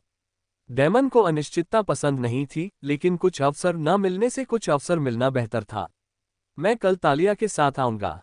मैं चाहता हूं कि तुम उसकी इंद्रियों और ताकत का परीक्षण करो और उसे बताए बिना किसी भी बदलाव पर नजर रखो। ट्रैविस इस आखिरी बात से हैरान था। तुम नहीं चाहते कि उसे पता चले कि उसका भेड़िया वापस आ सकता है? अभी नहीं, डेमन ने कहा। उसका भेड़िया वापस पाना बहुत बड़ी बात है और तालिया इस समय नाजुक हालत में है। आपने कहा, इसमें सालों लग सकते हैं और इसकी कोई गारंटी नहीं है कि यह काम करेगा। मैं नहीं चाहता कि अगर यह काम न करे तो वह निराश हो। मैं चाहता हूं कि आप उसके वजन और स्वास्थ्य की जांच के बहाने हर हफ्ते अपॉइंटमेंट लें और बाकी सब मैं संभाल लूंगा। जब हमें पूरा यकीन हो जाएगा कि हम प्रगति कर रहे हैं, तब हम उसे बताने पर बात कर सकते हैं। टेलिया की प्रगति पर नजर रखने के अलावा डेमन चाहता था कि टेलिया का समूह से और भी जुड़ाव हो, जैसे कि नियमित डॉक्टर के पास जाना। इससे उसके लिए समूह छोड़ना और भी मुश्किल हो जाएगा। ट्रेविस ने सहमति में गुनगुनाया। अच्छा लग रहा है अल्फा।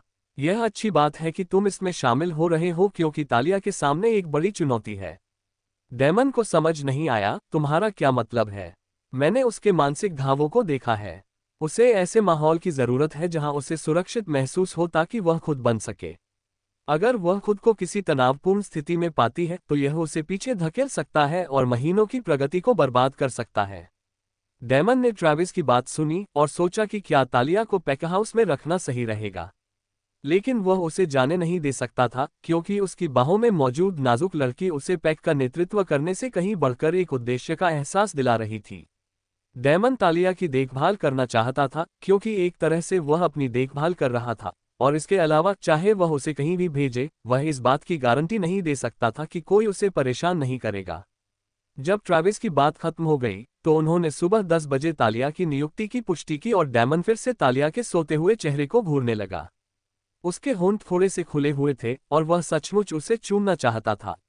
डेमन सोच रहा था कि क्या यह उसका पहला चुंबन होगा, लेकिन चाहे वह उसका पहला चुंबन ही क्यों न हो, यह उनका पहला चुंबन होगा और वह उसे चुराना नहीं चाहता था। वह चाहता था कि वह जागृत, सचेत और इच्छुक हो, सिर्फ चुंबन से कहीं ज्यादा के लिए। डेमन नीचे झुका और तालिया के माथे पर एक कोमल चुंबन छोड़ दिया। उसके होठों में सुखद चिंगारियां चुभने लगीं और उसने एक कांपती हुई सांस ली जिसने उसके शरीर को फ्रीशिया की मीठी, खट्टी खुशबू से भर दिया। ये काफी नहीं था, लेकिन जब तक समय न आ जाए और वह उस चुंबन को वहां न दे सके जहां उसका हक है, तालिया के होठों पर और उसके बाकी शरीर पर। नींद की धुंध में तालिया को पानी की आवाज सुनाई दी। ऐसा लग रहा था जैसे मूसलाधार बारिश हो रही हो।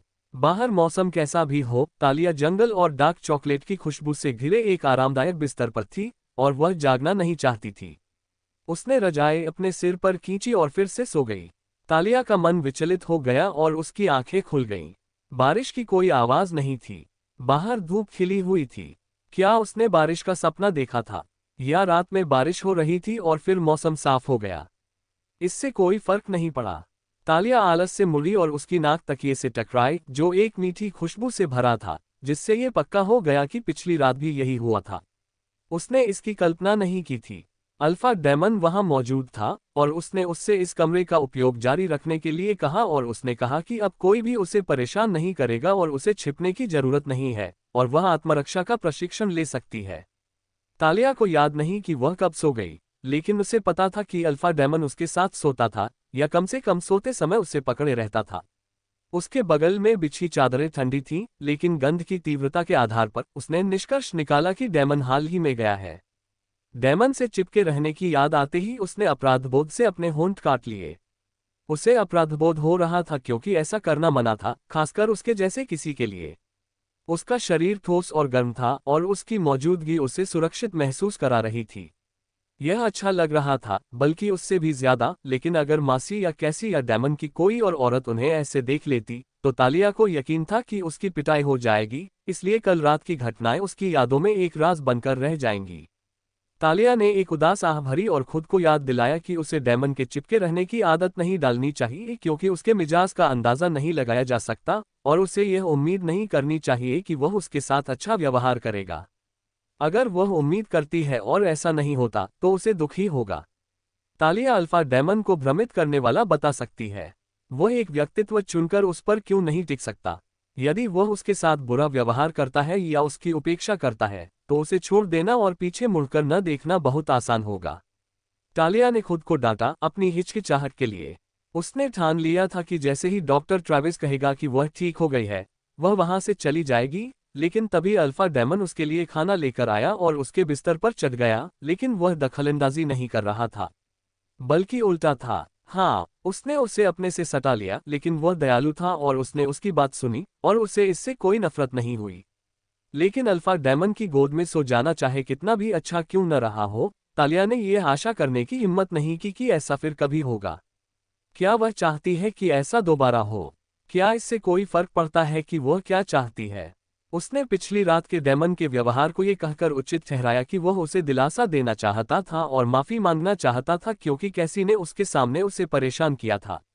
ये उसके शब्द थे। हाँ, ऐसा दोबारा नहीं होगा। तालिया ने कमरे में इधर उधर नजर दौड़ाई, ये सुनिश्चित करने के लिए कि वह अकेली है और कोई उसे देख तो नहीं रहा, और फिर उसने अपना चेहरा तकिए में छिपा लिया और गहरी सांस ली। एक आदमी की खुशबू इतनी अच्छी कैसे हो सकती है? उसे डेमन की खुशबू बहुत पसंद थी, पर वो ये बात कभी नहीं मानती थी, खुद से भी नहीं। इस तरह के विचार उसे बिल्कुल पसंद नहीं थे। बाथरूम का दरवाजा खुलने पर तालिया चौंक गई और उसकी आंखें आश्चर्य से चौड़ी हो गईं जब उसने देखा कि अल्फा डेमन वहां खड़ा था और उसकी कमर पर केवल एक तौलिया लटका हुआ था। उसके बाल गीले और बिखरे हुए थे, जिससे उसकी दृश्यात्मक अपील और भी बढ़ गई थी। ऐसा नहीं था कि उसे आकर्षक दिखने के लिए इसकी आवश्यकता थी। तालिया ने एक घूंट हवा निगल ली, जबकि वह उससे नजरें मिलाने की कोशिश कर रही थी और उसके शरीर के शानदार दृश्य को देखने से बच रही थी। Suprabhata, Meri Pyari Patni, D Mana Neapani Visista Tiraki Muskana Ki Satakaha, Guda Morninga, Yusan Karkasasvara Mem Uttaradia, Vaha, Priya Patni, Vail Baga Kobalain Mematani Gabaragaithi, Ora Jabba Usaki Muskana Ora Kauri Hogai to Usaka Sihara Sama She Lala Hogaya. Dimana Neapana Hatha Uthaya Ora Daravaje Ki Korkata Parajakagaya, Jisis Ususake Vyakara Ki Daraka Sanadara Diasya Dekan Komila, Jabaranaki Nazarem Milam Ora Talia Ni Usaki Jinana Bari Nigahem Dekim, to Usaki Samsa Atakagai. हे भगवान, उसने देखा कि वह घूर रही है, लेकिन वह नजरें नहीं हटा पा रही थी। तुम यहाँ क्यों हो? वह किसी तरह अपने मुंह से शब्द निकालने में सफल रही। मैं तुम्हारे जागने से पहले नहीं जाना चाहता था। ऐसा लगता है कि हम दोनों के साथ रात बिताने के बाद मैं चुपके से बाहर निकल गया, उसने ऐसे कहा जैसे ये पूरी तरह से सामान्य बात हो। तालिया रुकी। ये बात अस्पष्ट थी, पर एक तरह से सच भी थी। लेकिन क्या इतनी खुली त्वचा जरूरी थी? तुमने तौलिया क्यों पहना है? डेमन का हाथ उसकी कमर पर पड़ा। क्या मैं इसे उतार दूं? नहीं, नहीं, तालिया घबराहट में चिल्लाए और डेमन जोर से हंस पड़ा। उसे तालिया की हर बात पसंद थी। तालिया को उसे ऐसे हंसते देखना बहुत अच्छा लगता था, एक बेफिक्री भरी हंसी। उसके चेहरे के भाव नरम पड़ गए थे और वह डरावना नहीं लग रहा था। उस पल वह डेमन था, बस डेमन। क्या आप डॉक्टर से मिलने से पहले फ्रेश नहीं हो जाएंगे? डेमन ने पूछा। तालिया कहना चाहती थी हाँ, लेकिन वह बाथरूम के दरवाजे पर खड़ा था, और अगर वह अभी जाती तो वह उस पापी शैतान के और करीब आ जाती जो उसे चिढ़ाना पसंद करता था। उसने हिम्मत जुटाई और एक सवाल के साथ जवाब दिया, क्या आप नहीं जा रहे हैं? डेमन बिस्तर के पास गया और किनारे पर बैठ गया। जब तालिया को उसकी गंध का एहसास हुआ तो उसकी सांस कांप उठी और उसने आशा व्यक्त की कि उसने इस बात पर ध्यान नहीं दिया होगा। दुर्भाग्यवश मुझे जाना होगा। इस अलमारी में मेरे लिए कोई कपड़े नहीं हैं, डेमन ने कहा, जबकि उसकी नजरें तालिया के चेहरे पर घूम रही थीं, क्योंकि वह अलमारी साझा करने के विचार पर सहमति या असहजता के संकेत ढूंढ रहा था, लेकिन वहां कुछ भी नहीं था। नाश्ता आधे घंटे में है और उसके बाद मैं आपके साथ ट्रेविस से मिलने चलूंगा। तालिया ने पलकें झपकाईं और डेमन की वजह से हुई घबराहट से बाहर आए। अरे नहीं, नाश्ता, मुझे रसोई में मदद करनी थी। डेमन ने तालिया के बालों की एक लट उसके कान के पीछे सरका दी। चिंता मत करो, मैंने स्टेफनी से कहा था कि तुम्हारी रात बहुत खराब रही और तुम देर तक सोओगी। वह चाहती है कि तुम लंच में मेरी मदद करो। शुक्रिया, उसका दिल सचमुच यही था। सिर्फ स्टेफनी को नाश्ते की तैयारी के सिलसिले में अपनी अनुपस्थिति के बारे में बताने के लिए ही नहीं, बल्कि रात भर उसके साथ रहने के लिए भी। तालिया को याद नहीं कि वह कभी इतनी अच्छी नींद सोई थी या नहीं। वह समझ गई कि यह डेमन शरारती और शरारती है और वह उसे कभी नुकसान नहीं पहुंचाएगा। आखिरकार अगर वह कुछ भी गलत करना चाहे तो उसके पास पूरी रात पड़ी है और वह उससे लड़ भी नहीं पाएगी। फिर भी उसके कपड़े अभी भी अपनी जगह पर हैं। Talia ki damaga ki andara ekademi si avaja fusafasai ki kehi dimanaka mudakai sabiho, ya vaha kisav yaktai tva membadala j, vaha yus kabi nukasana nahim pahankaiga, maim nast para apace malungi, yusan kaha, vaha nahim kahati thi ki vaha kala j, Leki na vahalagabagan angata, ora use tyara hon ki jaruratathi. Damon बड़ी मुश्किल से खड़ा हुआ। वह सचमुच उस आड़ में जाना चाहता था और तालिया के साथ चिपकना चाहता था। अल्पविराम। ये रचना वेबनोवेल webnovel.com पर प्रकाशित हुई है। अवैध प्रत्ययों का समर्थन न करें। लेखक का समर्थन करने के लिए मूल साइट से पढ़ें। डेमन भोजन कक्ष में आया और वहां कैडेन और माया को एक एक कप गर्म कॉफी के साथ पाया। मेज पर सॉसेज, बेकन और तले हुए अंडे से भरी प्लेटें रखी हुई थीं। डेमन पहले अपने लिए कॉफी लेने गया, वह तब खाएगा जब तालिया आ जाएगी, जो जल्द ही आ जाएगी। हमारे साथ शामिल होने के लिए आपका बहुत बहुत धन्यवाद। जब डेमन ने सीट ली तो कैडेन ने बड़बड़ाते हुए कहा। डेमन को कैडेन का रवैया समझ नहीं आया। हाँ, वो आमतौर पर सबसे पहले उठता है और काम पर लग जाता है, लेकिन वो तालिया के साथ अपनी सुबह को छोटा नहीं करना चाहता था। क्या मैं कुछ महत्वपूर्ण बात भूल गया? अल्फा रिचर्ड ने 3 बार फोन किया। वह आपसे व्यक्तिगत रूप से बात करना चाहता है और कैसी के व्यवहार के लिए माफी मांगना चाहता है, कैडेन ने कहा। डेमन उससे बात नहीं करना चाहता था। उसे बता दो कि इसकी जरूरत नहीं है। माफी स्वीकार है, लेकिन मैं कैसी के यहाँ वापस आने के बारे में अपना विचार नहीं बदलूंगा। आज से मैं चाहता हूं कि हम सीमा पर गश्त बढ़ाएं। बाहरी लोगों को मेरी या मेरे बेटा की मंजूरी के बिना हमारे मुख्य क्षेत्र में कदम रखने की इजाजत नहीं है और उन्हें जाते समय रिपोर्ट करना होगा। अगर अनुरोधों की संख्या हम तीनों के लिए संभालने से ज्यादा हो तो हम कुछ और लोगों को इससे निपटने के लिए अधिकृत कर सकते हैं। उन्होंने पहले इस पर चर्चा की थी, इसलिए डेमन विस्तार में नहीं जाना चाहते थे। माया ने कहा, हमें ये स्पष्ट करना होगा कि बाहरी लोगों की श्रेणी में कौन आता है। जो भी पैक का सदस्य नहीं है, डेमन ने बिना रुके कहा और आगे कहा, सभी पैक्स को एक मेमो भेज दो ताकि हम अनावश्यक गलतफहमियों से बच सकें। मैं चाहता हूं कि हम अपने क्षेत्र में सभी बाहरी लोगों पर नजर रखें। ऐसा करना मुश्किल नहीं होना चाहिए। कैडेन और माया सहमत थे। ऐसा करना मुश्किल नहीं है और यह असामान्य भी नहीं है। कई पैक्स अपने साथ रहने वाले अन्य लोगों की कड़ी जांच करते हैं, बस डार्क हाउलर्स पैक अब तक इस मामले में थोड़ा ढीला था।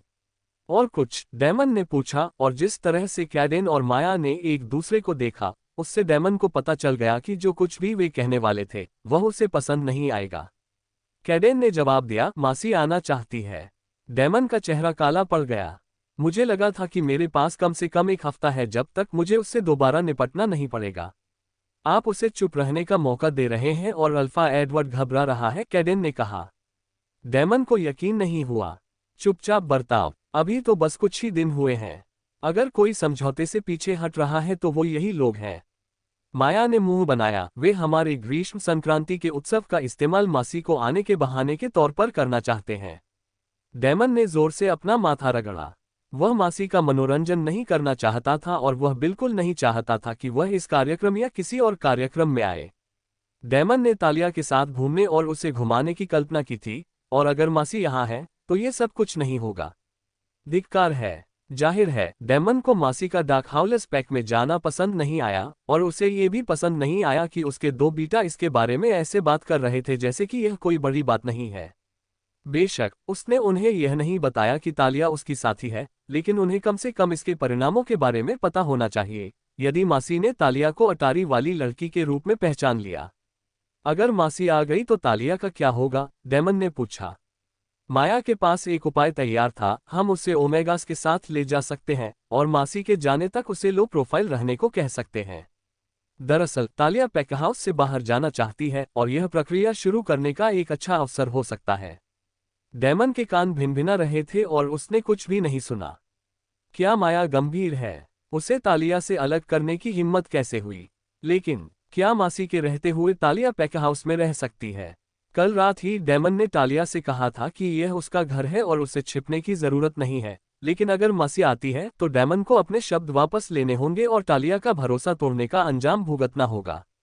फिर से हालात को और बदतर बनाने के लिए मासी पैकहाउस में रहेगी और उसके करीब रहेगी, और वही ये बात तालिया को कैसे समझाएगा? स्वीकार्य नहीं है। नहीं, डेमन ने माया की बात बीच में ही रोकते हुए कहा। तालिया अभी भी स्वस्थ हो रही है और वह पैकहाउस से बाहर नहीं जाएगी। मासी की मौजूदगी हम सबको परेशान करेगी। हमें इससे निपटने का कोई और तरीका ढूंढना होगा। Mujhe alpha edavada shay kya kahana kahi, kadina ni di manaj shay pucha, Koi vajaha batau taki musi na di mana ni kaha, u sparta de ki maim yaham nahim raunga, maim businessa, treninga, chuti para ya rahahum, koi eka kuna lo ya kucha ko mila du, isa nahim haiki yaha pahali bara hoga jabatuma mir lai koi bahana bana rahi ho. Caden को यकीन नहीं हो रहा था कि daemon मजाक कर रहा है या नहीं। क्या तुम उम्मीद करते हो कि वे मान लेंगे कि तुम हमारे सबसे बड़े जश्न में शामिल नहीं होगे? हमारे यहाँ कई और अल्फा भी आएंगे और मुझे पूरा यकीन है कि अल्फा एडवर्ड को इस बारे में पता होगा। हाँ, दूसरे पैक से कई प्रतिनिधिमंडल आएंगे, लेकिन सभी अल्फा नहीं हैं। उनमें से कुछ ने हाल ही में अल्फा की भूमिका निभाई है, लेकिन ज्यादातर अल्फाज और उनके साथियों के उत्तराधिकारी बेटे हैं और वे सभी लगभग डेमन की उम्र के हैं। वे डेमन के साथ अच्छे संबंध बनाने और बनाए रखने के लक्ष्य से आ रहे हैं, जो उनके अपने पैक का नेतृत्व संभालने पर काम आएगा। ज्यादातर अल्फाज अपने 20वें दशक के अंत में कार्यभार संभालते हैं, लेकिन कुछ का 30वें दशक तक पहुंचना असामान्य नहीं है, और कुछ 20 साल की उम्र में ही कार्यभार संभाल लेते हैं। इसके अलावा कोई नियम नहीं है कि पिछला अल्फा अपना पद छोड़ने के लिए तैयार हो और उसे विश्वास हो कि उसका उत्तराधिकारी अल्फा की भूमिका के लिए तैयार है। कैडेन की बात सुनकर डेमन ने मुंह बनाया। वह भूल गया था कि मेहमान आ रहे हैं, उसे मीटिंग में जाना होगा और उनका मनोरंजन करना होगा, और वह तालिया के साथ ज्यादा समय नहीं बिता पाएगा। और एक विचार आते ही उसका चेहरा खिल उठा। बस, और लोग भी आएंगे। उन्हें बता देना कि मेरा शेड्यूल सरकारी कामों से भरा है और मेरे पास मासी की मेहमाननवाजी के लिए समय नहीं होगा। काम पहले आता है और मैं नहीं चाहता कि वो आए और उपेक्षित रहे। डेमन रुका और सोच में पड़ गया। हाँ, इसे कुछ इस तरह से मजेदार बनाओ। जब मैं अपनी होने वाली लूना के साथ रहूंगा तो मैं उसे अपना पूरा ध्यान देना चाहूंगा। और यह भी जरूर कहना कि हमारी सगाई अभी तय नहीं हुई है और मैं नहीं चाहता कि मेरे मेहमान मासी को यहां देखकर गलतफहमी पाल लें। कैडेन और माया ने एक दूसरे को उलझन भरी नजरों से देखा। तुम मजाक कर रहे हो, माया बोली। अगर हम ऐसा जवाब देंगे तो ये कहने जैसा होगा कि तुम सगाई से पीछे हट रहे हो। आप जानते हैं कि मेरा मासी को अपनी लूना बनाने का कोई इरादा नहीं है। ये बात सच थी, चाहे तस्वीर में तालिया हो या न हो। और तुम्हें पता है कि अपने बीटास की एक सामान्य प्रतिक्रिया से तुम किसी भी सगाई से पीछे नहीं हट सकते। माया ने भौहें चढ़ाकर जवाब दिया। उसे यह हिस्सा बिल्कुल पसंद नहीं था जहां डेमन औरतों के साथ खिलवाड़ करता था और कैडेन और उसे ही नुकसान की भरपाई करनी पड़ती थी। माया को डेमन के ये खेल कभी पसंद नहीं आए जहां वह दुल्हन से मिलता, उसे अच्छी तरह से परखता और फिर उसे ठुकरा देता। लेकिन डेमन और कैडेन माया से मिलने और उसके बीटा बनने से पहले से ही ऐसा कर रहे थे, इसलिए वह इसे रोक नहीं सकी। इसके अलावा ये दो बनाम एक था और डेमन अल्फा है, इसलिए उसे उनकी बात माननी पड़ी और उनके बताए रास्ते पर चलना पड़ा। अगर माया की बात मान ली जाए तो डेमन उन औरतों से कभी नहीं मिलेगा, और अगर इससे युद्ध छिड़ जाए तो हो जाए, वे लड़ेंगे। माया एक मजबूत योद्धा है और वह योजनाओं की तुलना में सीधे दृष्टिकोण को पसंद करती है, लेकिन चूंकि वे पहले से ही इस गड़बड़ी में गले तक डूबे हुए हैं, इसलिए उसे एक व्यवहार्य समाधान के साथ आना पड़ा। मासी को अस्वीकार करने की हमारी योजना अभी तैयार नहीं है, इसलिए सबसे सुरक्षित यही होगा कि उसे कुछ दिनों के लिए यहां आने दिया जाए। तालिया चली जाएगी। डेमन अपने पैरों पर खड़ा हो गया और माया को घूरते हुए बोला, नहीं। कैडेन माया का बचाव करने के लिए तैयार होकर खड़ा हो गया और माया भी खड़ी हो गई। मुझ पर चिल्लाने का कोई फायदा नहीं है, माया ने चिढ़कर कहा। हाँ, डेमन उसका अल्फा है, लेकिन वह जिद्दी है और यह मानने को तैयार नहीं कि तालिया उसकी साथी है। दरअसल अगर वह मान भी ले कि तालिया उसकी साथी है तो भी माया का हल नहीं बदलेगा। उन्हें तालिया की रक्षा यानी उसे छुपाना और मासी को शांत करना होगा। यह इतना आसान है। हमें एक योजना चाहिए और जब तक तुम्हारे पास कोई और योजना न हो जो कारगर हो और युद्ध न शुरू करे, मासी आ रही है। डेमन बहुत परेशान था। वह जानता था कि माया और कैडेन सही थे, लेकिन वह तैयार नहीं था। क्या सचमुच वे मासी को आने से रोकने के लिए कुछ नहीं कर सकते? उसे ऐसा लग रहा था जैसे वह किसी कोने में फंसा हुआ जानवर हो जिसके पास कोई रास्ता नहीं था और उसे इससे नफरत थी। वह तो एक अल्फा है, धिक्कार है। दूसरे उसे क्यों बता रहे हैं कि उसे क्या करना है और किसके साथ करना है? डेमन को इस बात से चिढ़ थी कि वह अभी भी उस जाल में उलझा हुआ था जिसे अल्फा एडवर्ड ने उसके लिए बिछाया था और बीच में मासी थी। यूरोप में हमारे आदमियों से कुछ। कैडेन और माया जानते थे कि डेमन पूछ रहा था कि क्या वे मासी के अतीत से कोई गंदा रहस्य खोज पाए हैं। अभी तक कुछ नहीं, कैडेन ने जवाब दिया। क्या मुझे यह मान लेना चाहिए कि हमें कुछ नहीं मिलेगा? क्या वह निशान नहीं छोड़ने में अच्छी है या वह साफ है? डेमन ने सख्ती से पूछा। वे इस बारे में पहले भी कई बार बात कर चुके हैं। हर किसी के पास छिपाने के लिए कुछ ना कुछ होता है। यह इस बात का सबूत हो सकता है कि मासी मर्दों के साथ खिलवाड़ कर रही थी, या ये सिर्फ एक पार्टी हो सकती है जहां उसने शराब पी और डांस किया और बाकी सब फोटोशॉप किया जाएगा। उनके पास डेमन के साथ मासी का नग्न वीडियो पहले से ही मौजूद है, लेकिन उन्हें किसी और के साथ भी उसकी अश्लील हरकतें चाहिए। जब तक वे मासी को एक बदचलन औरत के रूप में पेश कर सकते हैं, डेमन इस पुरानी मान्यता का इस्तेमाल कर सकता है कि एक अच्छी लूना को अपने अल्फा से मिलने से पहले पवित्र होना चाहिए और उसे बदनाम कर सकता है। ये पहली बार नहीं होगा। उन बूढ़े लोगों का जोश तब ठंडा पड़ जाता है जब डेमन उनसे पूछता है कि अगर उनकी साथी उनकी लूना बनने से पहले कई दूसरे मर्दों के साथ खेली जाए तो उन्हें कैसा लगेगा। ये तर्क कमाल का है। कैडेन डेमन को शांत करना चाहता था। चलो हार नहीं मानते, उन्हें खोजी दल में भेजे हुए अभी कुछ ही दिन हुए हैं। इसमें कितना समय लगेगा? डेमन की आवाज ऊंची हो रही थी। वे कोशिश कर रहे हैं। कैडेन अब अपना आपा खो बैठा।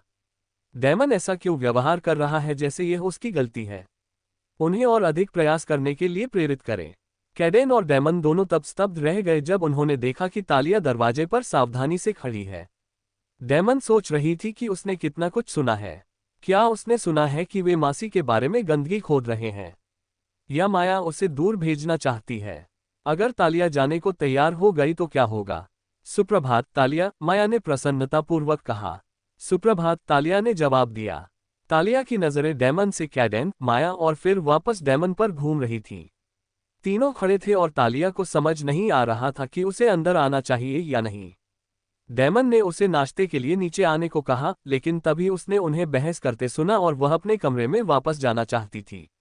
वह खाना छोड़ सकती है, यह कोई बड़ी बात नहीं है। लेकिन उसके पैर अपने आप ही हिल गए और वह दरवाजे तक आ पहुंची और इस अजीब स्थिति में पहुंच गई। डेमन ने गला साफ किया और कैडेन से शांति से बोला, उन्हें जल्दी करने को कहो, हम ये बातचीत बाद में जारी रखेंगे। वह तालिया की ओर मुड़ा। हमारे साथ आने के लिए शुक्रिया, यहाँ आओ। उसने अपनी बाईं ओर रखी कुर्सी की ओर इशारा किया। तुम क्या पियोगे? संतरे का जूस, दूध, चाय, कॉफी? तालिया सावधानी से मेज के पास आए। संतरे का जूस। डेमन ने तालिया के लिए एक कुर्सी खींची और वह देखती रही कि डेमन ने उसके लिए एक गिलास जूस डाला। तालिया को समझ नहीं आ रहा था कि वे सब ऐसे खाना कैसे शुरू कर पाएंगे जैसे कुछ हुआ ही न हो। उसे समझ नहीं आ रहा था कि चिल्लाने की क्या वजह थी। यह अचानक हुआ लग रहा था, लेकिन उसने साफ सुना कि शांत सी दिखने वाली बातचीत एक गर्मागर्म बहस में बदल गई। या ये कोई सामान्य घटना है? पैकहाउस छोड़ने की उसकी इच्छा बढ़ गई। ये जगह बहुत तनावपूर्ण है। जब तक तालिया को होश आया, उसके सामने रखी प्लेट भोजन से भर गई थी। ये काफी है, तालिया ने डेमन से कहा, जो उसकी प्लेट में एक और सॉसेज रखने के लिए तैयार था। आपने पर्याप्त नहीं कहा, इसलिए मैंने मान लिया कि आप और अधिक चाहते हैं, डेमन ने सहजता से जवाब दिया और फिर उसने अपनी प्लेट में खाना डालना शुरू कर दिया। तुम्हारी रात कैसी रही, तालिया? क्या तुम बेहतर महसूस कर रही हो? माया ने पूछा। अच्छा था, और हाँ, अब मैं ठीक हूँ। शुक्रिया, तालिया ने जवाब दिया और सोच रही थी कि क्या कैडेन और माया को पता है कि डेमन ने उसके बिस्तर पर रात बिताई थी। उसने इस बारे में सोचने की कोशिश नहीं की। तालिया ने असहाय भाव से अपने सामने रखे खाने के छोटे से पहाड़ को देखा और उसने तले हुए अंडों का एक टुकड़ा अपने मुंह में डाल लिया। कांटा लगभग उसके मुंह तक पहुंच ही गया था कि तालिया झटका खा गई। उसने मेज के नीचे देखा और देखा कि डेमन का हाथ उसके घुटने पर था, हथेली ऊपर की ओर थी और उसकी उंगलियां हिल रही थीं। तालिया को इसका मतलब पता था, लेकिन वह इस पर विश्वास नहीं कर सकी। वह मेज के ऊपर से डेमन के करीब झुकी और धीरे से पूछा, अब? कोई सवाल नहीं पूछा गया, याद है? डेमन ने अपनी प्लेट से नजर हटाए बिना जवाब दिया। वह निश्चित नहीं थी कि उसे हंसना चाहिए या रोना चाहिए, लेकिन वह जानती थी कि अल्फा डेमन आसानी से हार मानने वाला नहीं है और वह कोई तमाशा नहीं खड़ा करना चाहती थी। तालिया ने घबराई हुई नजर से माया और कैडेन की तरफ देखा जो खाने में व्यस्त थे। अच्छा हुआ, लगता है उन्होंने ध्यान नहीं दिया। वह फिर से चौंक गई जब डेमन ने उसके घुटने को दबाया और चुपचाप उससे कहा कि वह अभी भी इंतजार कर रहा है। तालिया ने अपने बाएं हाथ में कांटा रखा और उसका दाहिना हाथ मेज के नीचे चला गया। जैसे ही उसकी हथेली डेमन की हथेली पर पड़ी, उनकी उंगलियां आपस में जुड़ गईं और तालिया का दिल तेजी से धड़कने लगा। वह डेमन की ओर देखने से खुद को नहीं रोक सकी, जो एक हाथ से खाना खा रहा था, और यदि उसके होठों के कोने पर हल्की सी मुस्कान न होती तो वह समझ जाती कि उसने किसी और का हाथ पकड़ रखा है। योजक चिन्ह, योजक चिन्ह, योजक चिन्ह। डेमन अपना नाश्ता बनाते हुए मेज के नीचे रखे अपने हाथ पर ध्यान केंद्रित कर रहा था, जिस पर तालिया का हाथ था। तालिया की गर्माहट और मधुर चिंगारियां उसके बेचैन मन और हृदय को शांत कर देती थीं, और जब भी उसका अंगूठा उसकी अंगुलियों पर धीरे से चलता था तो तालिया अपनी बेचैनी को छिपाने की कोशिश कर रही थी, जिससे कुछ शरारत होती थी। डेमन इस विचार से परेशान था कि मासी आना चाहती है और उसे सांत्वना देने के लिए तालिया के स्पर्श की आवश्यकता थी। दुर्भाग्यवश मेज के नीचे सिर्फ हाथ पकड़ना ही पर्याप्त नहीं था। डेमन सचमुच तालिया को गले लगाना चाहता था और भी बहुत कुछ, लेकिन वह जानता था कि मौजूदा हालात में वह इतना ही कर सकता है, और अभी के लिए इतना ही काफी है। तालिया, माया ने पुकारा, और तालिया का सिर उसकी ओर झुक गया। तालिया की धड़कनें तेज हो गईं। क्या माया को पता है कि मेज के नीचे क्या हो रहा है? क्या माया और कैडेन उसे चिढ़ाएंगे अगर उन्हें पता चले कि नाश्ते के दौरान डेमन उसका हाथ पकड़े हुए है? क्या आज के लिए तुम्हारी कोई योजना है? माया ने पूछा। तालिया ने रुकी हुई सांस छोड़ते हुए कहा, सुबह डॉक्टर ट्रेविस से मेरा अपॉइंटमेंट है, फिर मैं रसोई में मदद करूंगी। दोपहर के बारे में क्या ख्याल है? माया ने पूछताछ जारी रखी और तालिया ने सहज रूप से डेमन की ओर देखा। डेमन को ये पसंद आया, इससे पता चला कि तालिया उस पर निर्भर है। तालिया प्रशिक्षण लेना चाहती है, इसलिए वह जल्द से जल्द प्रशिक्षण शुरू करना चाहती है। लेकिन जब तक ट्रेविस यह नहीं कहता कि वह ठीक है, तब तक उसे एक भी मांसपेशी हिलाने की अनुमति नहीं है, डेमन ने जवाब दिया। माया ने समझते हुए सिर हिलाया। टहलना ठीक रहेगा, है ना? दोपहर के भोजन के बाद मैं तुम्हें घुमा सकती हूँ। तुम प्रशिक्षण सुविधाएं देख सकते हो, और अगर ट्रेविस हाँ कह दे तो हम तुम्हें पसीना पसीना कर सकते हैं। तालिया की आंखें चौड़ी हो गईं और वह मुस्कुराई, ये तो बहुत बढ़िया होगा। डेमन को ये पसंद नहीं आया। तालिया, बाहर पसीने से तर। उसके बिना तुम उसे कहाँ ले जा रहे हो? माया ने सिर हिलाया। बस आसपास के इलाके में। हम झील तक पैदल चलकर शुरुआत करेंगे और रास्ते में सामुदायिक इमारतें देखेंगे, और फिर वहीं से आगे बढ़ेंगे।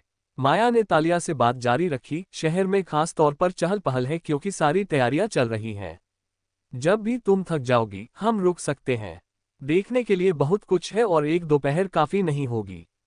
आखिरकार हम उत्तरी अमेरिका में सबसे बड़े समूह हैं। इसमें कुछ दिन लग सकते हैं, लेकिन मैं तुम्हें यहाँ की हर चीज दिखाऊंगी।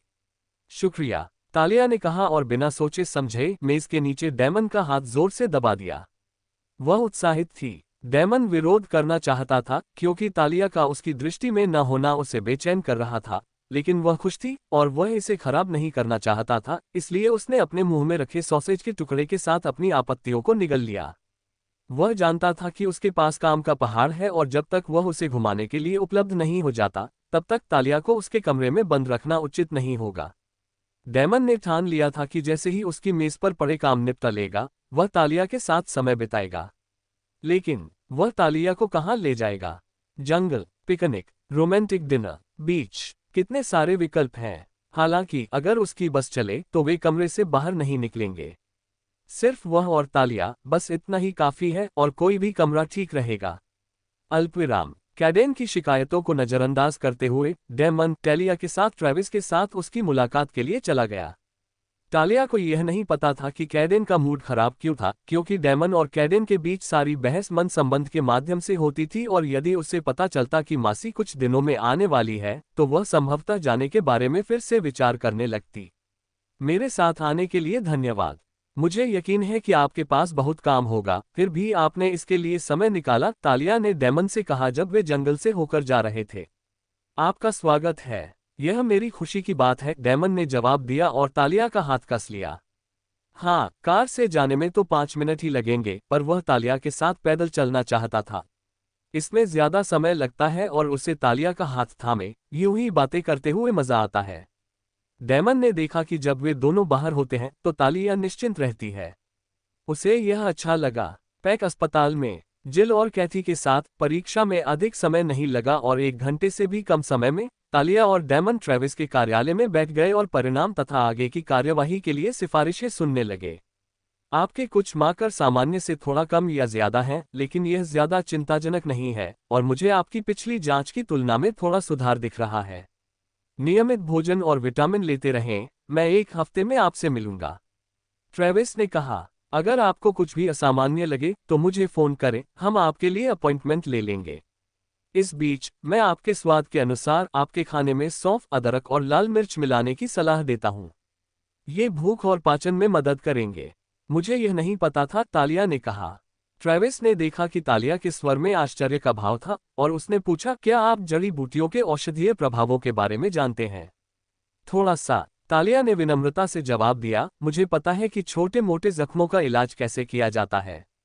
Sadarana gava, mujhe ora batao, travi siniapani jinasako roka na pate upucha, samanya tora para, vyaravolfa dusranium mem vibajita hotheim, paramparika jivanasali apanain vale ora adunika jivanasali apanain vale, paramparika vyaravolfa bimara hone para apane ojaki pasa jade time ora behatara mahazuzikarain ki li yari butium, Cristella ora prathanaum ka sahara li time, Jabaki adunika vyaravolfa takanika ora chikitsa ki navanatama pragati para nervara rahatheim. तालिया स्पष्ट रूप से आधुनिक चिकित्सा में विश्वास रखती है, फिर भी वह जड़ी बूटियों से परिचित है, इसलिए ट्रेविस ये जानने के लिए उत्सुक था कि उसके ज्ञान और रुचि कितनी गहरी है।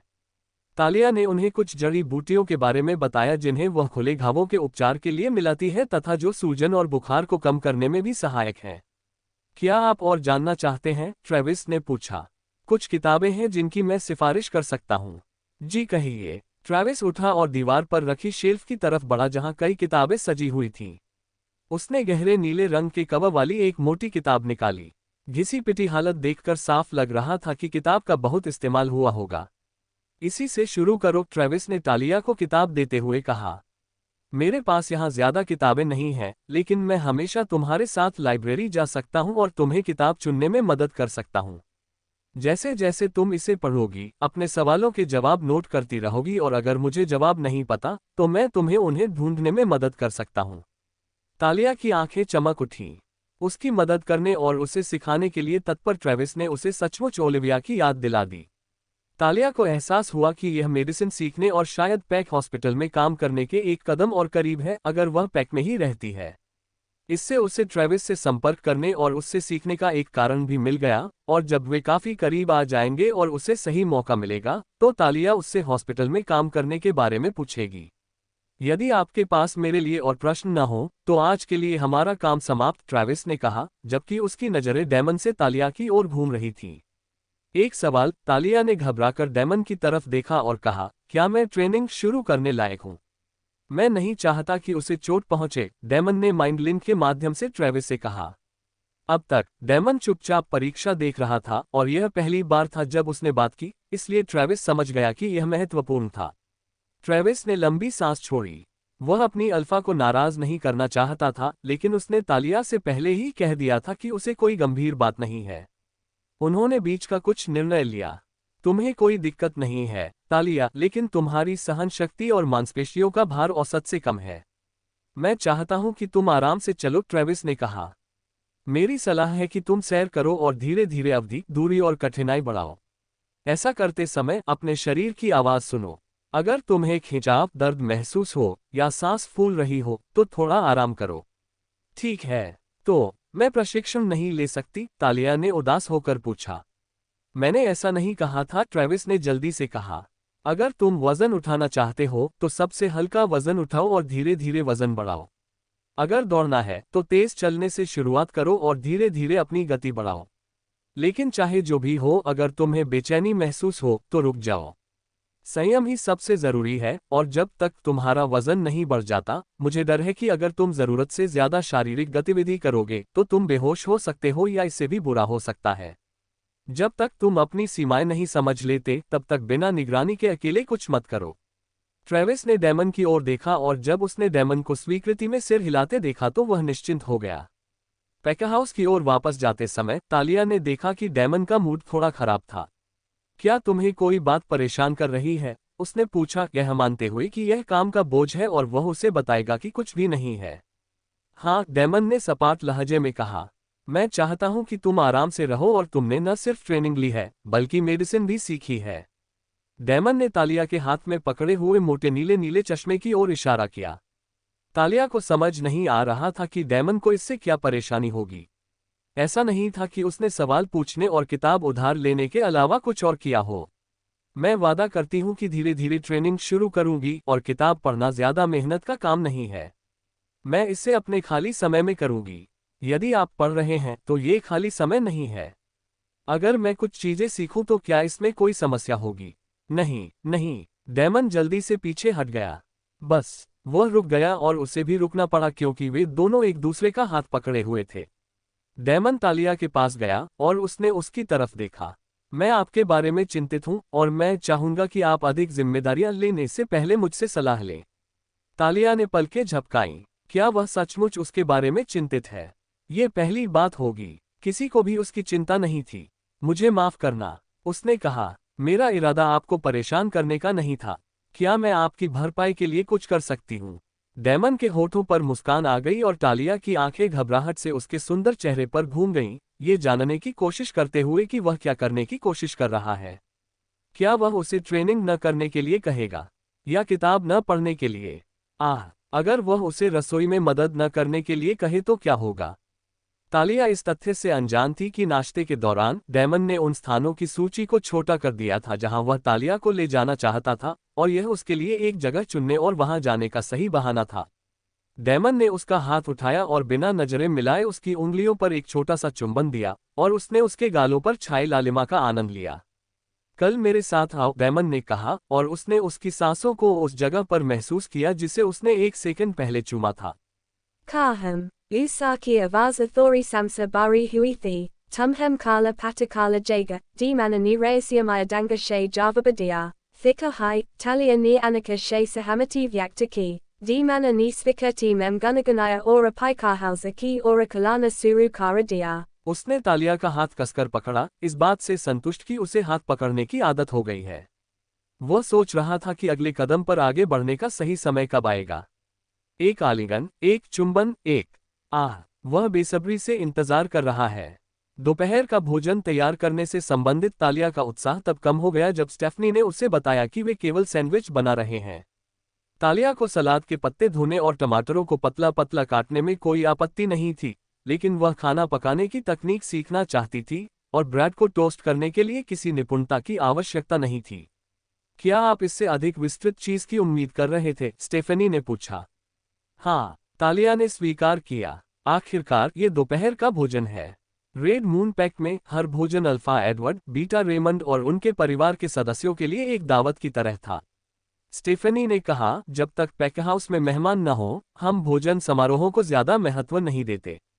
आमतौर पर मैं नाश्ता बनाती हूँ और रसोई में ही खाती हूँ। मुझे उनके साथ भोजन कक्ष में जाना पसंद नहीं है क्योंकि वे 3 बच्चे दिन भर की अपनी योजनाओं पर चर्चा करते हैं और वहां शोर हो सकता है। तालिया इस बात से सहमत थी। उसने उस सुबह डेमन, माया और कैडेन को चिल्लाते सुना था। वाकई बहुत शोर था। दोपहर का भोजन आसानी से खाया जा सकता है क्योंकि हर कोई व्यस्त रहता है और कोई भी बहुत लंबा लंच ब्रेक नहीं लेता। रात का भोजन अधिक औपचारिक होता है क्योंकि अल्फा और बीटा के पास आमतौर पर खाली समय होता है और यह आराम करने का समय होता है, इसलिए मैं कुछ खास बनाने की कोशिश करती हूँ और उनके साथ शामिल हो जाती हूँ। तालिया को ये सहज माहौल बहुत पसंद आया। ऐसा लग रहा था जैसे सब लोग परिवार का हिस्सा हैं और अपनी जिम्मेदारी खुद उठा रहे हैं। ये निश्चित रूप से उससे भिन्न था जो उसने रेड मून पैक में देखा था। तालिया को एक बात जानने की जिज्ञासा थी, क्या आप ही भोजन तैयार करने वाले एकमात्र व्यक्ति हैं? ये देखते हुए कि डार्क हाउलर्स पैक हजारों सदस्यों के साथ उत्तरी अमेरिका का सबसे बड़ा पैक है, उसने कल्पना की कि असंख्य ओमेगा इस विशाल पैक हाउस का रखरखाव करेंगे और पैक के अल्फा और अन्य रैंक वाले सदस्यों की सेवा करेंगे। स्टेफनी ने तालिया की तरफ मुस्कुराते हुए कहा, तुम मेरी मदद कर रही हो, है ना? हाँ, लेकिन क्या आपके पास मदद के लिए ओमेगा नहीं है? स्टेफनी ने कंधे उचका दिए। कुछ लोगों के लिए खाना बनाना कोई बहुत ज्यादा काम नहीं है। मुझे खाना बनाने में कोई दिक्कत नहीं है और इससे मैं व्यस्त रहती हूँ। रसोई में ज्यादा लोगों का होना फायदेमंद हो सकता है, लेकिन इससे वहां भीड़ भी बढ़ जाएगी। क्या मैं भीड़ बढ़ा रहा हूँ? मुझे तुम्हारी संगति बहुत अच्छी लगती है। तुम मुझे मेरी बेटी की याद दिलाती हो। ये भी तुम्हें तब तक व्यस्त रखेगा जब तक तुम्हें भीड़ की आदत न पड़ जाए और तुम समझ न जाओ कि तुम्हें क्या करना है। तालिया के जवाब देने से पहले ही स्टेफनी ने पूछा, क्या दोपहर के लिए कोई योजना है? तालिया ने पुष्टि की, माया मुझे घुमाएगी। स्टेफनी ने अपने होंठ भींच लिए। शायद थोड़ा इंतजार करना पड़ेगा। एक सामुदायिक भवन में पाइप फट गया है और पानी की बर्बादी हो गई है। कैडेन जो ठीक करना है उसे ठीक कर रहा है और माया प्रभावित ओमेगा लोगों को फिर से बसा रही है। ओह, तालिया के होठों से एक निराशा भरी आवाज निकली। वह सचमुच माया के साथ समय बिताने के लिए उत्सुक थी। मुझे माफ करना, स्टेफेनी ने कहा। मैं तुम्हारे साथ चलूंगी, लेकिन मुझे लंच पहुंचाना है और फिर रात के खाने तक मैं निजी कामों में व्यस्त हूं। मैं माया से कहूंगी कि वह जल्द से जल्द तुम्हें ढूंढ ले। नहीं नहीं, तालिया ने जल्दी से कहा। माया को जरूरी काम है और मेरे साथ घूमना कोई बड़ी बात नहीं है। हम किसी और दिन भी ऐसा कर सकते हैं। डॉक्टर ट्रेविस ने मुझे एक किताब पढ़ने को दी है और मैं वही करूंगी। मैं बस यही चाहती हूं कि मैं और मदद कर सकूं। मुझे लगता है कि मुझे खाना और रहने की जगह तो मिल रही है, पर मैं ज्यादा कुछ नहीं कर पा रही हूं। स्टेफेनी को एक विचार आया। तुम मुझे दोपहर का खाना पहुंचाने में मदद कर सकती हो। चूंकि तुम उस इलाके से परिचित नहीं हो, इसलिए तुम कैडेन और माया के लिए खाना नहीं ले जा सकती, जो बाहर हैं, लेकिन तुम अल्फा डेमन के लिए खाना ले जा सकती हो। वह अपने अध्ययन कक्ष में है। अल्पविराम। ये रचना webnovel.com पर प्रकाशित हुई है। अवैध प्रत्ययों का समर्थन न करें। लेखक का समर्थन करने के लिए मूल साइट से पढ़ें। अंदर आ जाओ, डेमन ने दरवाजे पर दस्तक सुनकर पुकारा। जैसे ही दरवाजा खुला, डेमन को पेपरोनी और कैनेडियन बेकन की गंध आए और वह समझ गया कि यह भोजन है। इसे मेरी मेज पर रख दो, स्टेफ, डेमन ने दस्तावेजों से अपना सिर उठाए बिना कहा।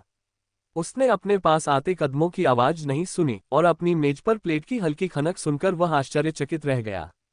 डेमन ने ऊपर देखा और उसे उम्मीद नहीं थी कि वह अपने सामने लड़की को देखेगा। तालिया, आपको परेशान करने के लिए माफ करना, उसने एक कदम पीछे हटते हुए कहा। मैं आपके लिए सिर्फ दोपहर का खाना लाई थी। कृपया आगे बढ़ें। उसकी नज़र तालिया के हाथ पर पड़ी जिसमें नैपकिन में लिपटा एक सैंडविच था। रुको, उसने पुकारा। चूंकि वे पैक अस्पताल से लौटे थे, डेमन दस्तावेजों में व्यस्त था और अपना काम जल्द से जल्द खत्म करने की कोशिश कर रहा था ताकि वह अपने दौरे के दौरान तालिया और माया का पीछा कर सके, और अब जब तालिया उसके सामने थी, तो वह उसे कैसे जाने दे सकता था। क्या तुमने दोपहर का भोजन कर लिया? डेमन ने पूछा, हालांकि उसे उत्तर पता था। अभी नहीं, मैं अपने कमरे में खाऊंगी, तालिया ने उसे अपना सैंडविच दिखाते हुए जवाब दिया। आप मेरे साथ क्यों नहीं आएंगे?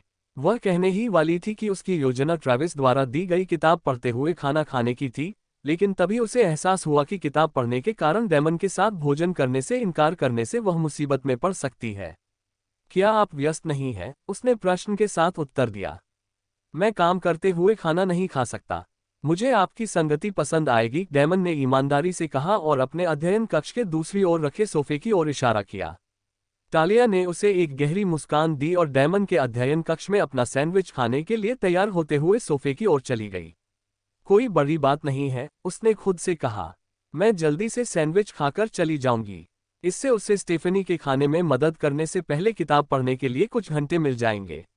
Apa kya payenga, di mana ni mini frigga mem bottlem nicolate upucha, kucha b thika hai, di mana ko du soda mile, talia ni kamer ka niriksanakia, eka devara parabilta ina alamarium theme janamum darasari katabum raki theme, du kirikium she barapura rosania rahithi, ora executiva deska ki pishvali devara para eka bara citra laga ta jayum pahale di mana bathata।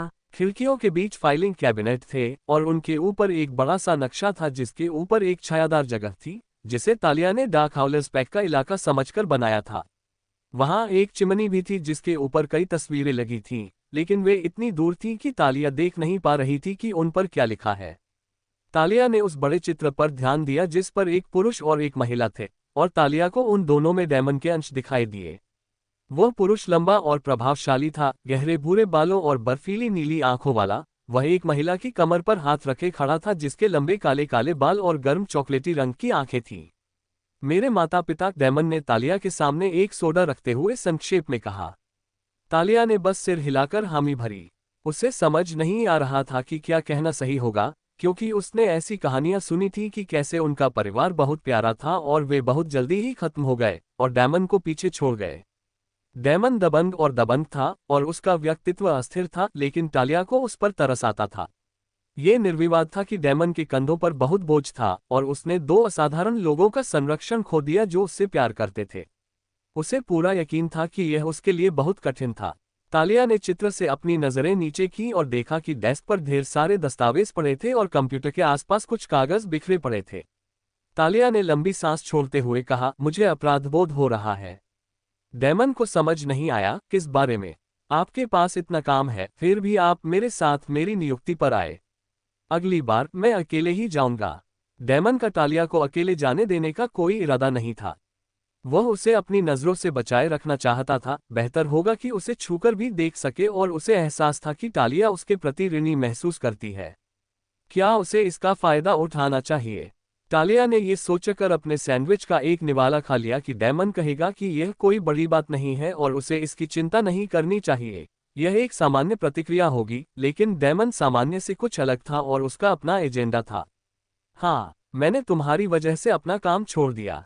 तुम इसकी भरपाई कैसे करोगे? तालिया का चबाना रुक गया और वह अविश्वास से उसे देखने लगी। ये रिएक्शन क्या है? डेमन ने चिढ़ाते हुए पूछा। मैंने तुमसे ये नहीं कहा था कि तुम मुझे अपना शरीर दो। तालिया का चेहरा लाल हो गया। डेमन बहुत ज्यादा था। उसने खुद को संभाला और फिर पूछा, मैं आपकी भरपाई कैसे कर सकती हूँ? डेमन ने कंधे उचकाते हुए कहा, तुम मेरे काम में मेरी मदद कर सकते हो।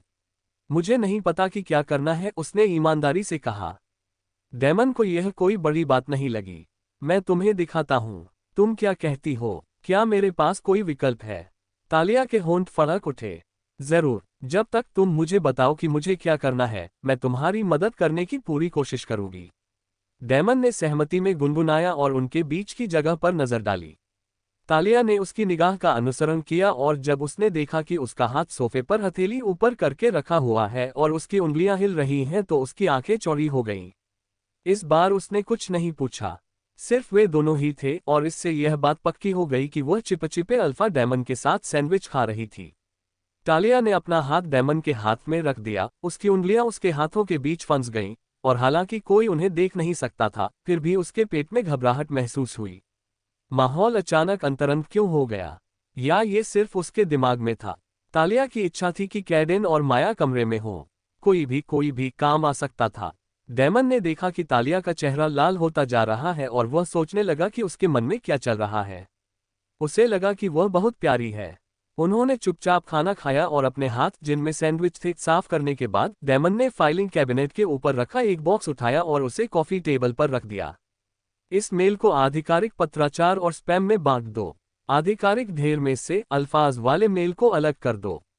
अगर तुम्हें यकीन न हो तो मुझसे पूछ लो, और अगर तुम इन्हें विषयों के आधार पर अलग अलग श्रेणियों में व्यवस्थित कर सको तो इससे मुझे बहुत मदद मिलेगी। तालिया ने लिफाफे देखे। कम से कम 100 लिफाफे थे। उसने आखिरी बार अपना डाक कब देखा था? उन्होंने पूछा, मुझे कैसे पता चलेगा कि क्या आधिकारिक है और क्या नहीं? इसे खोलो और जांचो। तालिया रुकी। क्या इनमें से कुछ बातें गोपनीय नहीं हैं? उसे यकीन था कि कुछ बातें ऐसी हैं जो सिर्फ अल्फा लोगों को ही पता होनी चाहिए। डेमन थोड़ा मुस्कुराया, मुझे तुम पर भरोसा है। तालिया ने डेमन को देखा जो अपनी मेज पर वापस आकर दस्तावेजों को देख रहा था, और उसके सीने में एक गर्म और कोमल एहसास फैल गया। लोग उसे बुरा भला कहते थे, कुछ उसे नजरअंदाज करते थे, कुछ उसे धमकाते थे, कुछ उसके साथ अच्छा व्यवहार करते थे, लेकिन ये पहली बार था कि किसी ने कहा कि वह भरोसेमंद है। वो बहुत बड़ी बात थी। इससे उसे महत्वपूर्ण होने का एहसास हुआ। योजक चिन्ह योजक चिन्ह योजक चिन्ह। उस शाम बाद में डेमन अपने कार्यालय में हाथ में विस्की का गिलास लिए बैठा था और डिनर के बाद कैडेन और माया के साथ हुई बातचीत के बारे में सोच रहा था। Unhan agami tayauhara ora masiki mud parakakaki, atsavaki tyrium nerdarita samaya parakala rahi theme ora suraksa vyavasta bara digaithi, isili unhan masi parakakakarain paradhyana kendratakiya। उन्होंने उसकी यात्रा को विलंबित करने का निर्णय लिया। यह माया की योजना थी। उसे न आने के लिए कहने के बजाय हम उसे बताएंगे कि कब आना है। डेमन को यह पसंद नहीं आया, लेकिन उसने माया को बात जारी रखने का इशारा किया। 2 हफ्ते, माया ने कहा। हम मासी को बता देंगे कि आपका कार्यक्रम बहुत व्यस्त है और आप अभी उसका मनोरंजन नहीं कर सकते, लेकिन 2 हफ्ते में वह आ सकती है और आप उसकी भरपाई कर देंगे। आपको लगता है कि मासी और अल्फा एडवर्ड इस 2 सप्ताह की देरी को स्वीकार करेंगे? डेमन ने पूछा। नहीं, माया ने विस्तार से बताने से पहले साफ कहा, बात 2 हफ्ते की नहीं बल्कि बातचीत की है। मुझे उम्मीद है कि वे मासी को जल्दी आने के लिए कहेंगे। मुझे लगता है कि हम 1 हफ्ते से 10 दिन के बीच में समझौता कर सकते हैं। मैं उनसे कहूंगी कि हम आपका शेड्यूल बदल देंगे और आप ओवरटाइम करेंगे ताकि आप मासी से जल्दी मिल सकें।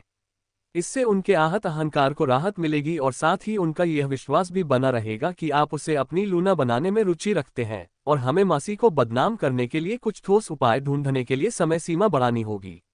अल्पकालिक समाधान के रूप में ये ठीक लग रहा था, लेकिन कुल मिलाकर डैमन को इसके बारे में बुरा लग रहा था। यदि मासी एक लापरवाह पार्टी गर्ल होती तो वे तुरंत चीजें ढूंढ लेते। कैडेन ने डैमन को संक्षेप में बताया कि उन्होंने पहले ही मासी के स्कूलों और छात्रावासों की जांच कर ली है, जहां वह रहती थी, मंचों, मीडिया, उसके व्यक्तिगत पृष्ठों, उसके सहपाठियों और रूममेट से संबंधित समाचारों की जांच कर ली है।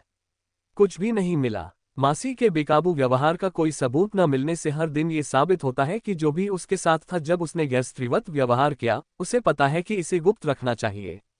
कैडेन ने कहा कि उनके लोग ऐसे लोगों को ढूंढने की कोशिश कर रहे हैं जो बात करने को तैयार हों, लेकिन समस्या यह है कि अगर वे सावधान नहीं रहे तो वे मासी को यह बता सकते हैं कि वे उसकी गंदगी खोद रहे हैं।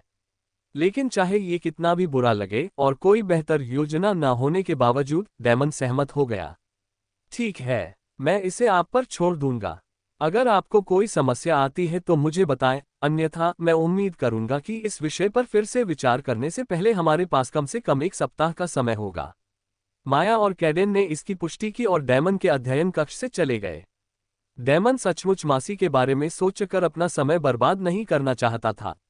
डैमन के लिए मासी उसी क्षण महत्वहीन हो गई जब उन्होंने रेड मून पैक को तालिया के साथ अपनी कार की डिक्की में छोड़ दिया। डैमन को यह भी पता लगाना था कि ग्रीष्म संक्रांति उत्सव के दौरान तालिया के साथ क्या करना है, जबकि वह अन्य समूहों से आने वाले मेहमानों का मनोरंजन कर रहा था। दोपहर में डैमन की उनसे एक मीटिंग है और वे पैकहाउस के गेस्ट बेडरूम में रुकेंगे। इससे उनकी मौजूदा व्यवस्था बदल जाएगी और डैमन को अभी ये तय नहीं है कि कितने लोग रात भर रुकेंगे। उसे मेहमानों का मनोरंजन करना कभी पसंद नहीं था और अब जब तालिया यहाँ है तो वह सचमुच सब कुछ रद्द करना चाहता था। डैमन उन लोगों को जानता है जो आएंगे और वे दुश्मन नहीं हैं, लेकिन वे दोस्त भी नहीं हैं, इसलिए वह उन्हें ये बताने में सहज नहीं है कि तालिया महत्वपूर्ण है। सबसे अच्छा तो यही होगा कि वह दिन तालिया से दूर रहे या उससे भी बेहतर तालिया के साथ। लेकिन वह ऐसा कैसे कर सकता है? वह अल्फा है और गायब नहीं हो सकता। क्या उसे तालिया को माया के साथ या किसी और के साथ अपनी नजरों से दूर उत्सव में जाने देना चाहिए, या उसे उसके कमरे में बंद कर देना चाहिए? डैमन को ये सब पसंद नहीं था और अगर उसकी एक इच्छा हो तो वो यही चाहेगा कि वो कम से कम उस एक दिन के लिए अल्फा न रहे। फिर वो ये दिन तालिया के साथ बिताएगा और किसी को कोई फर्क नहीं पड़ेगा। तालिया से जुड़ी एक और बात ने उसका ध्यान भटका दिया। डिनर से कुछ देर पहले ट्रेविस ने माइंड लिंक के जरिए उससे संपर्क किया। अल्फा, क्या यह अच्छा समय है? यह क्या है? डैमन ने जवाब दिया। यह तालिया और उसके भेड़िए को जगाने के बारे में है। डैमन घबरा गया। मुद्दे पर आओ। हमने भोजन और मानसिक स्थिति के बारे में बात की, लेकिन हमने आध्यात्मिकता पर चर्चा नहीं की। डैमन को समझ नहीं आया। क्या तालिया को प्रार्थना करने या पवित्र जल से स्नान करने की जरूरत है? बताओ। ये सर्वविदित है कि जब हमारा साथी हमारे निकट होता है तो हम बीमारी और चोटों से जल्दी उबर जाते हैं। डैमन ने चौंक कर कहा, क्या आप ये कह रहे हैं कि अगर वह अपने साथी के साथ होगी तो उसके भेड़िए के जागने की संभावना बढ़ जाएगी? ये सिर्फ एक अनुमान है, लेकिन कोशिश करना जरूरी है। अगर हम ये पता लगा सके कि उसका साथी कौन है तो। चूंकि उसका भेड़िया इतना कमजोर है कि वह हिल भी नहीं सकती, इसलिए वह शायद अपने साथी को न ढूंढ पाए, लेकिन वह उसे पहचान तो सकता है। डैमन ने इन शब्दों पर सिर हिलाया। ट्रेविस होशियार है। ट्रेविस के अगले शब्द सुनकर डैमन का मूड एकदम से खराब हो गया। अगर हम तालिया को अविवाहित नरों के संपर्क में लाएं और उसे उनके साथ बातचीत करने दें तो जितना करीब होगा उतना बेहतर होगा। बस, डैमन मन लिंक में दहाड़ा। तालिया को अविवाहित पुरुषों के सामने लाने में क्या बकवास थी? अगर उनमें से कोई उस पर डोरे डाल दे तो क्या होगा? अगर उसे कोई पसंद आ जाए तो क्या होगा? डैमन फिर से तालिया को उसके कमरे में बंद करने के बारे में सोचने लगा।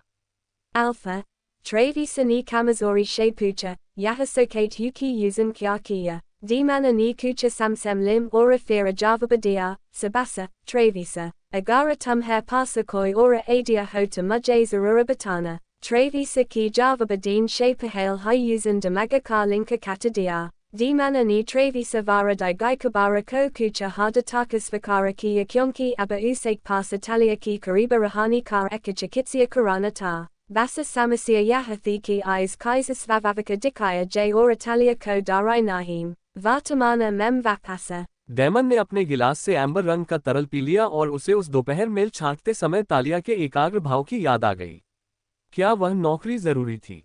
बिल्कुल नहीं। अगर कोई जरूरी बात होती है तो डेमन उसे ईमेल से भेज देता है, जबकि जरूरी मामलों पर फोन पर बात होती है और सिर्फ कॉपी ही सामान्य डाक से भेजी जाती है। लेकिन वह तालिया को अपने पास रखना चाहता था। जब तालिया ने मेल छांटना समाप्त कर लिया तो डेमन ने उससे रसोई से कुछ नाश्ता लाने को कहा। तालिया सेब, अंगूर और अनानास लेकर लौटी और डेमन ने उसे खिलाने के लिए कहा, यह बहाना बनाते हुए कि उसके हाथ व्यस्त थे। उन्होंने तालिया द्वारा प्रदान की गई भोजन सेवा का सचमुच आनंद लिया। उसके बाद डेमन ने तालिया को एक काम दिया कि वह उन दस्तावेजों को, जिन पर उसने पहले हस्ताक्षर किए थे, संबंधित फाइलिंग कैबिनेट में रख दे। शाम को ये काम माया या कैडेन का होता, लेकिन तालिया ने इसे बखूबी अंजाम दिया। दोपहर का समय था जब माया ने डेमन के कार्यालय में झांका और जब उसने देखा कि तालिया व्यस्त थी तो वे अगले दिन टहलने के लिए सहमत हो गए। डेमन के अनुसार सब कुछ बिल्कुल सही रहा। उसने अपना काम पूरा किया और तालिया की मौजूदगी का आनंद लिया।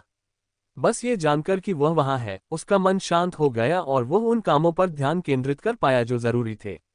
अल्पविराम। तालिया ने बड़े आकार का टैंक टॉप, जिसे स्लीपवियर भी कहा जाता है, पहना और बाथरूम के सिंक के ऊपर लगे दर्पण में अपनी छवि को देखा।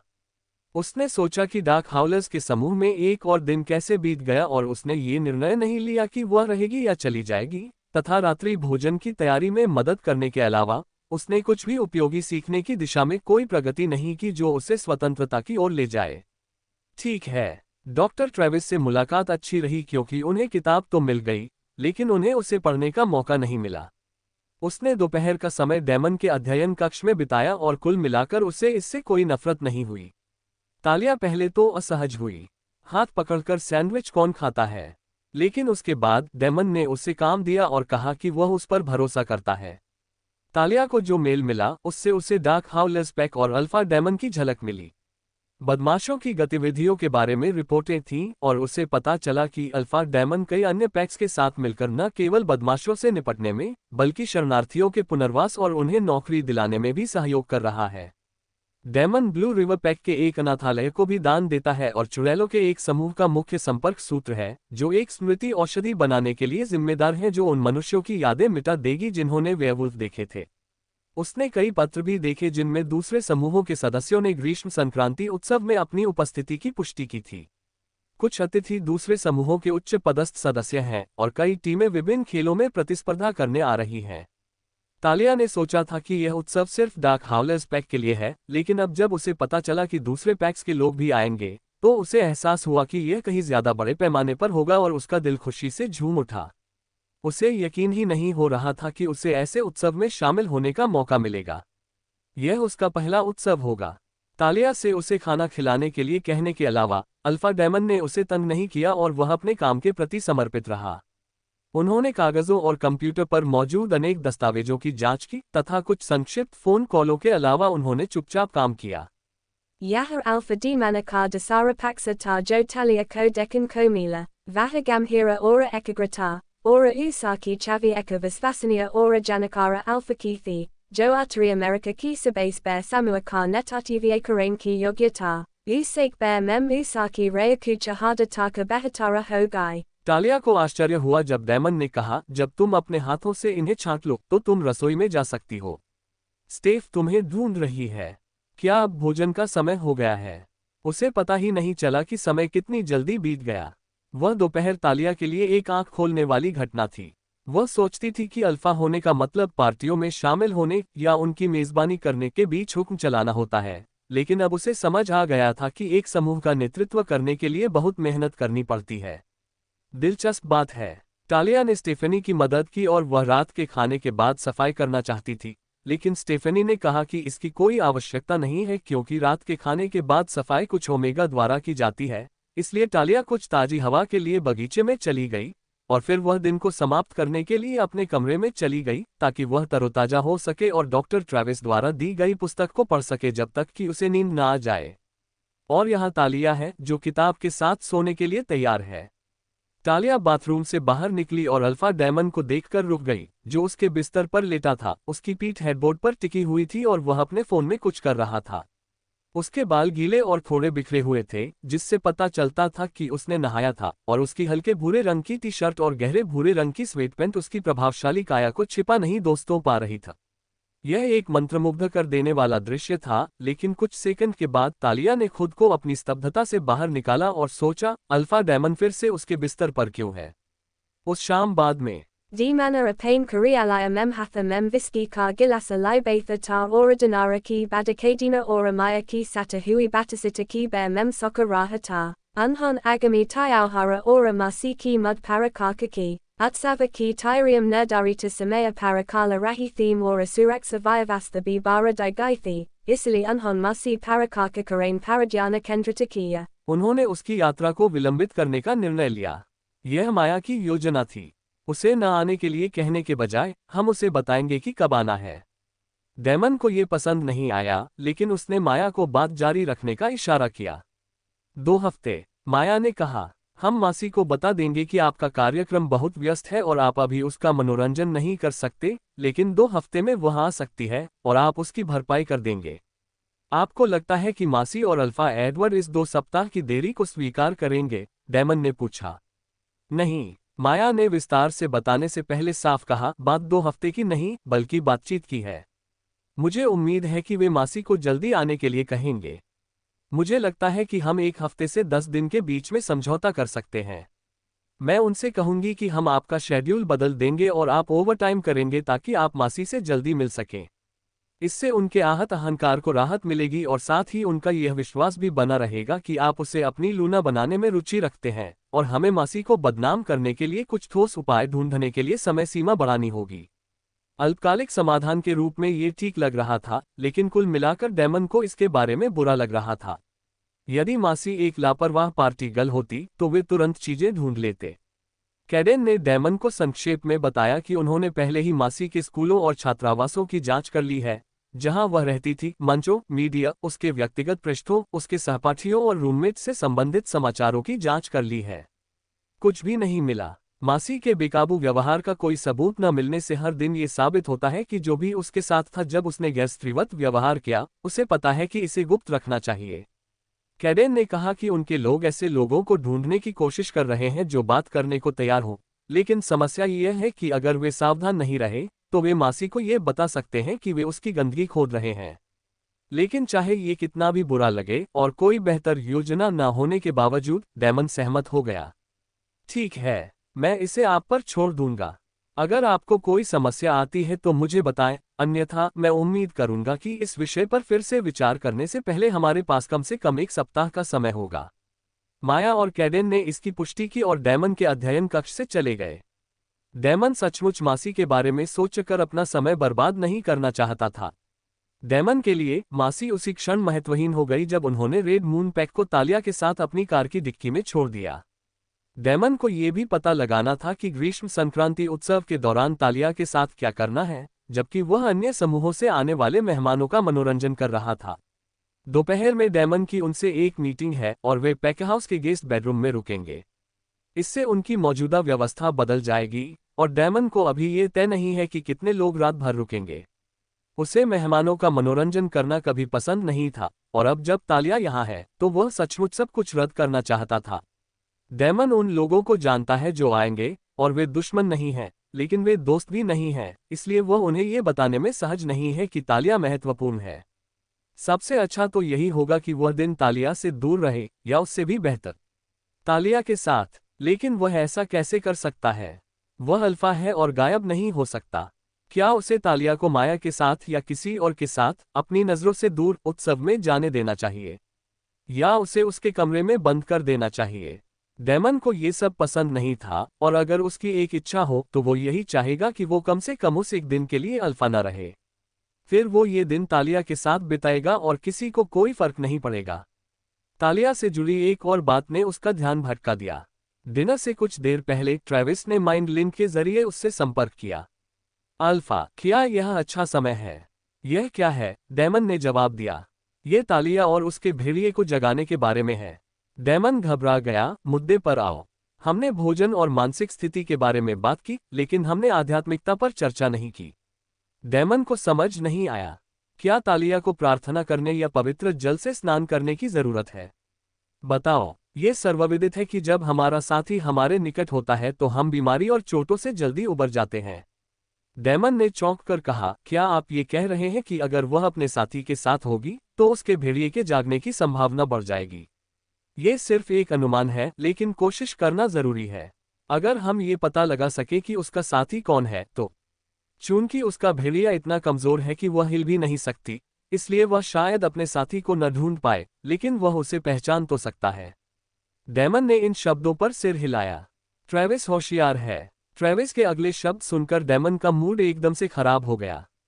अगर हम तालिया को अविवाहित नरों के संपर्क में लाएं और उसे उनके साथ बातचीत करने दें, तो जितना करीब होगा उतना बेहतर होगा। बस, डेमन मन लिंक में दहाड़ा। तालिया को अविवाहित पुरुषों के सामने लाने में क्या बकवास थी? अगर उनमें से कोई उस पर डोरे डाल दे तो क्या होगा? अगर उसे कोई पसंद आ जाए तो क्या होगा? डेमन फिर से तालिया को उसके कमरे में बंद करने के बारे में सोचने लगा। Alpha. Travisa ni kamazori shepucha, yahasokate yuki yuzan kyakia, dimana ni kucha samsem lim ora fira javabadia, sabasa, Travisa, agara tumher pasakoi ora adia hota mujays arurabatana, Travisa ki javabadin shepahale hi yuzan damagaka linka katadia. Dimana ni Travisa vara digaikabara ko kucha hadatakas vakara ki yakyonki aba usake pasa talia ki kariba rahani kar ekachakitsia karanata. Basa samasia yahathi ki is kaisa svavavika dikaya j or italia ko darai nahim, vartamana mem vapasa. Damon ने अपने गिलास से amber रंग का तरल P लिया और उसे उस दोपहर मेल छांटते समय तालिया के एकाग्र भाव की याद आ गई। क्या वह नौकरी जरूरी थी? बिल्कुल नहीं। अगर कोई जरूरी बात होती है तो डेमन उसे ईमेल से भेज देता है, जबकि जरूरी मामलों पर फोन पर बात होती है और सिर्फ कॉपी ही सामान्य डाक से भेजी जाती है। लेकिन वह तालिया को अपने पास रखना चाहता था। जब तालिया ने मेल छांटना समाप्त कर लिया तो डेमन ने उससे रसोई से कुछ नाश्ता लाने को कहा। तालिया सेब, अंगूर और अनानास लेकर लौटी और डेमन ने उसे खिलाने के लिए कहा, यह बहाना बनाते हुए कि उसके हाथ व्यस्त थे। उन्होंने तालिया द्वारा प्रदान की गई भोजन सेवा का सचमुच आनंद लिया। उसके बाद डेमन ने तालिया को एक काम दिया कि वह उन दस्तावेजों को, जिन पर उसने पहले हस्ताक्षर किए थे, संबंधित फाइलिंग कैबिनेट में रख दे। शाम को ये काम माया या कैडेन का होता, लेकिन तालिया ने इसे बखूबी अंजाम दिया। दोपहर का समय था जब माया ने डेमन के कार्यालय में झांका और जब उसने देखा कि तालिया व्यस्त थी तो वे अगले दिन टहलने के लिए सहमत हो गए। डेमन के अनुसार सब कुछ बिल्कुल सही रहा। उसने अपना काम पूरा किया और तालिया की मौजूदगी का आनंद लिया। बस ये जानकर कि वह वहां है, उसका मन शांत हो गया और वह उन कामों पर ध्यान केंद्रित कर पाया जो जरूरी थे। अल्पविराम। तालिया ने बड़े आकार का टैंक टॉप, जिसे स्लीपवियर भी कहा जाता है, पहना और बाथरूम के सिंक के ऊपर लगे दर्पण में अपनी छवि को देखा। उसने सोचा कि डार्क हाउलर्स के समूह में एक और दिन कैसे बीत गया और उसने ये निर्णय नहीं लिया कि वह रहेगी या चली जाएगी, तथा रात्रि भोजन की तैयारी में मदद करने के अलावा उसने कुछ भी उपयोगी सीखने की दिशा में कोई प्रगति नहीं की जो उसे स्वतंत्रता की ओर ले जाए। ठीक है, डॉक्टर ट्रेविस से मुलाकात अच्छी रही क्योंकि उन्हें किताब तो मिल गई, लेकिन उन्हें उसे पढ़ने का मौका नहीं मिला। उसने दोपहर का समय डेमन के अध्ययन कक्ष में बिताया और कुल मिलाकर उसे इससे कोई नफरत नहीं हुई। तालिया पहले तो असहज हुई। हाथ पकड़कर सैंडविच कौन खाता है? लेकिन उसके बाद डेमन ने उसे काम दिया और कहा कि वह उस पर भरोसा करता है। तालिया को जो मेल मिला उससे उसे डार्क हाउलर्स पैक और अल्फा डेमन की झलक मिली। बदमाशों की गतिविधियों के बारे में रिपोर्टें थीं और उसे पता चला कि अल्फा डेमन कई अन्य पैक्स के साथ मिलकर न केवल बदमाशों से निपटने में, बल्कि शरणार्थियों के पुनर्वास और उन्हें नौकरी दिलाने में भी सहयोग कर रहा है। डेमन ब्लू रिवर पैक के एक अनाथालय को भी दान देता है और चुड़ैलों के एक समूह का मुख्य संपर्क सूत्र है, जो एक स्मृति औषधि बनाने के लिए जिम्मेदार है जो उन मनुष्यों की यादें मिटा देगी जिन्होंने वेयरवुल्फ देखे थे। उसने कई पत्र भी देखे जिनमें दूसरे समूहों के सदस्यों ने ग्रीष्म संक्रांति उत्सव में अपनी उपस्थिति की पुष्टि की थी। कुछ अतिथि दूसरे समूहों के उच्च पदस्थ सदस्य हैं और कई टीमें विभिन्न खेलों में प्रतिस्पर्धा करने आ रही हैं। तालिया ने सोचा था कि यह उत्सव सिर्फ डार्क हाउलर्स पैक के लिए है, लेकिन अब जब उसे पता चला कि दूसरे पैक्स के लोग भी आएंगे, तो उसे एहसास हुआ कि यह कहीं ज्यादा बड़े पैमाने पर होगा और उसका दिल खुशी से झूम उठा। उसे यकीन ही नहीं हो रहा था कि उसे ऐसे उत्सव में शामिल होने का मौका मिलेगा। यह उसका पहला उत्सव होगा। तालिया से उसे खाना खिलाने के लिए कहने के अलावा अल्फा डेमन ने उसे तंग नहीं किया और वह अपने काम के प्रति समर्पित रहा। उन्होंने कागजों और कंप्यूटर पर मौजूद अनेक दस्तावेजों की जांच की तथा कुछ संक्षिप्त फोन कॉलों के अलावा उन्होंने चुपचाप काम किया। Yahar alpha demanaka dasara paksata jo talia ko dekan komila, vahagamhira ora ekagrata, ora usaki chavi eka visvasania ora janakara alpha kithi, jo atari America ki sabase bear samuaka netativi ekarain ki yogyata, usake bear mem usaki reakucha hadataka bahatara hogai। Talia को आश्चर्य हुआ जब daemon ने कहा, जब तुम अपने हाथों से इन्हें छांट लो तो तुम रसोई में जा सकती हो। स्टेफ तुम्हें ढूंढ रही है। क्या अब भोजन का समय हो गया है? उसे पता ही नहीं चला कि समय कितनी जल्दी बीत गया। वह दोपहर तालिया के लिए एक आंख खोलने वाली घटना थी। वह सोचती थी कि अल्फा होने का मतलब पार्टियों में शामिल होने या उनकी मेजबानी करने के बीच हुक्म चलाना होता है, लेकिन अब उसे समझ आ गया था कि एक समूह का नेतृत्व करने के लिए बहुत मेहनत करनी पड़ती है। दिलचस्प बात है, टालिया ने स्टेफनी की मदद की और वह रात के खाने के बाद सफाई करना चाहती थी, लेकिन स्टेफनी ने कहा कि इसकी कोई आवश्यकता नहीं है क्योंकि रात के खाने के बाद सफाई कुछ ओमेगा द्वारा की जाती है। इसलिए टालिया कुछ ताजी हवा के लिए बगीचे में चली गई और फिर वह दिन को समाप्त करने के लिए अपने कमरे में चली गई ताकि वह तरोताजा हो सके और डॉक्टर ट्रेविस द्वारा दी गई पुस्तक को पढ़ सके जब तक कि उसे नींद न आ जाए। और यहाँ तालिया है जो किताब के साथ सोने के लिए तैयार है। टालिया बाथरूम से बाहर निकली और अल्फा डेमन को देखकर रुक गई, जो उसके बिस्तर पर लेटा था। उसकी पीठ हेडबोर्ड पर टिकी हुई थी और वह अपने फोन में कुछ कर रहा था।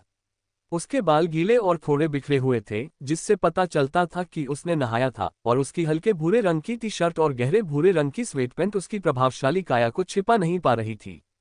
यह एक मंत्रमुग्ध कर देने वाला दृश्य था, लेकिन कुछ सेकंड के बाद तालिया ने खुद को अपनी स्तब्धता से बाहर निकाला और सोचा, अल्फा डेमन फिर से उसके बिस्तर पर क्यों है?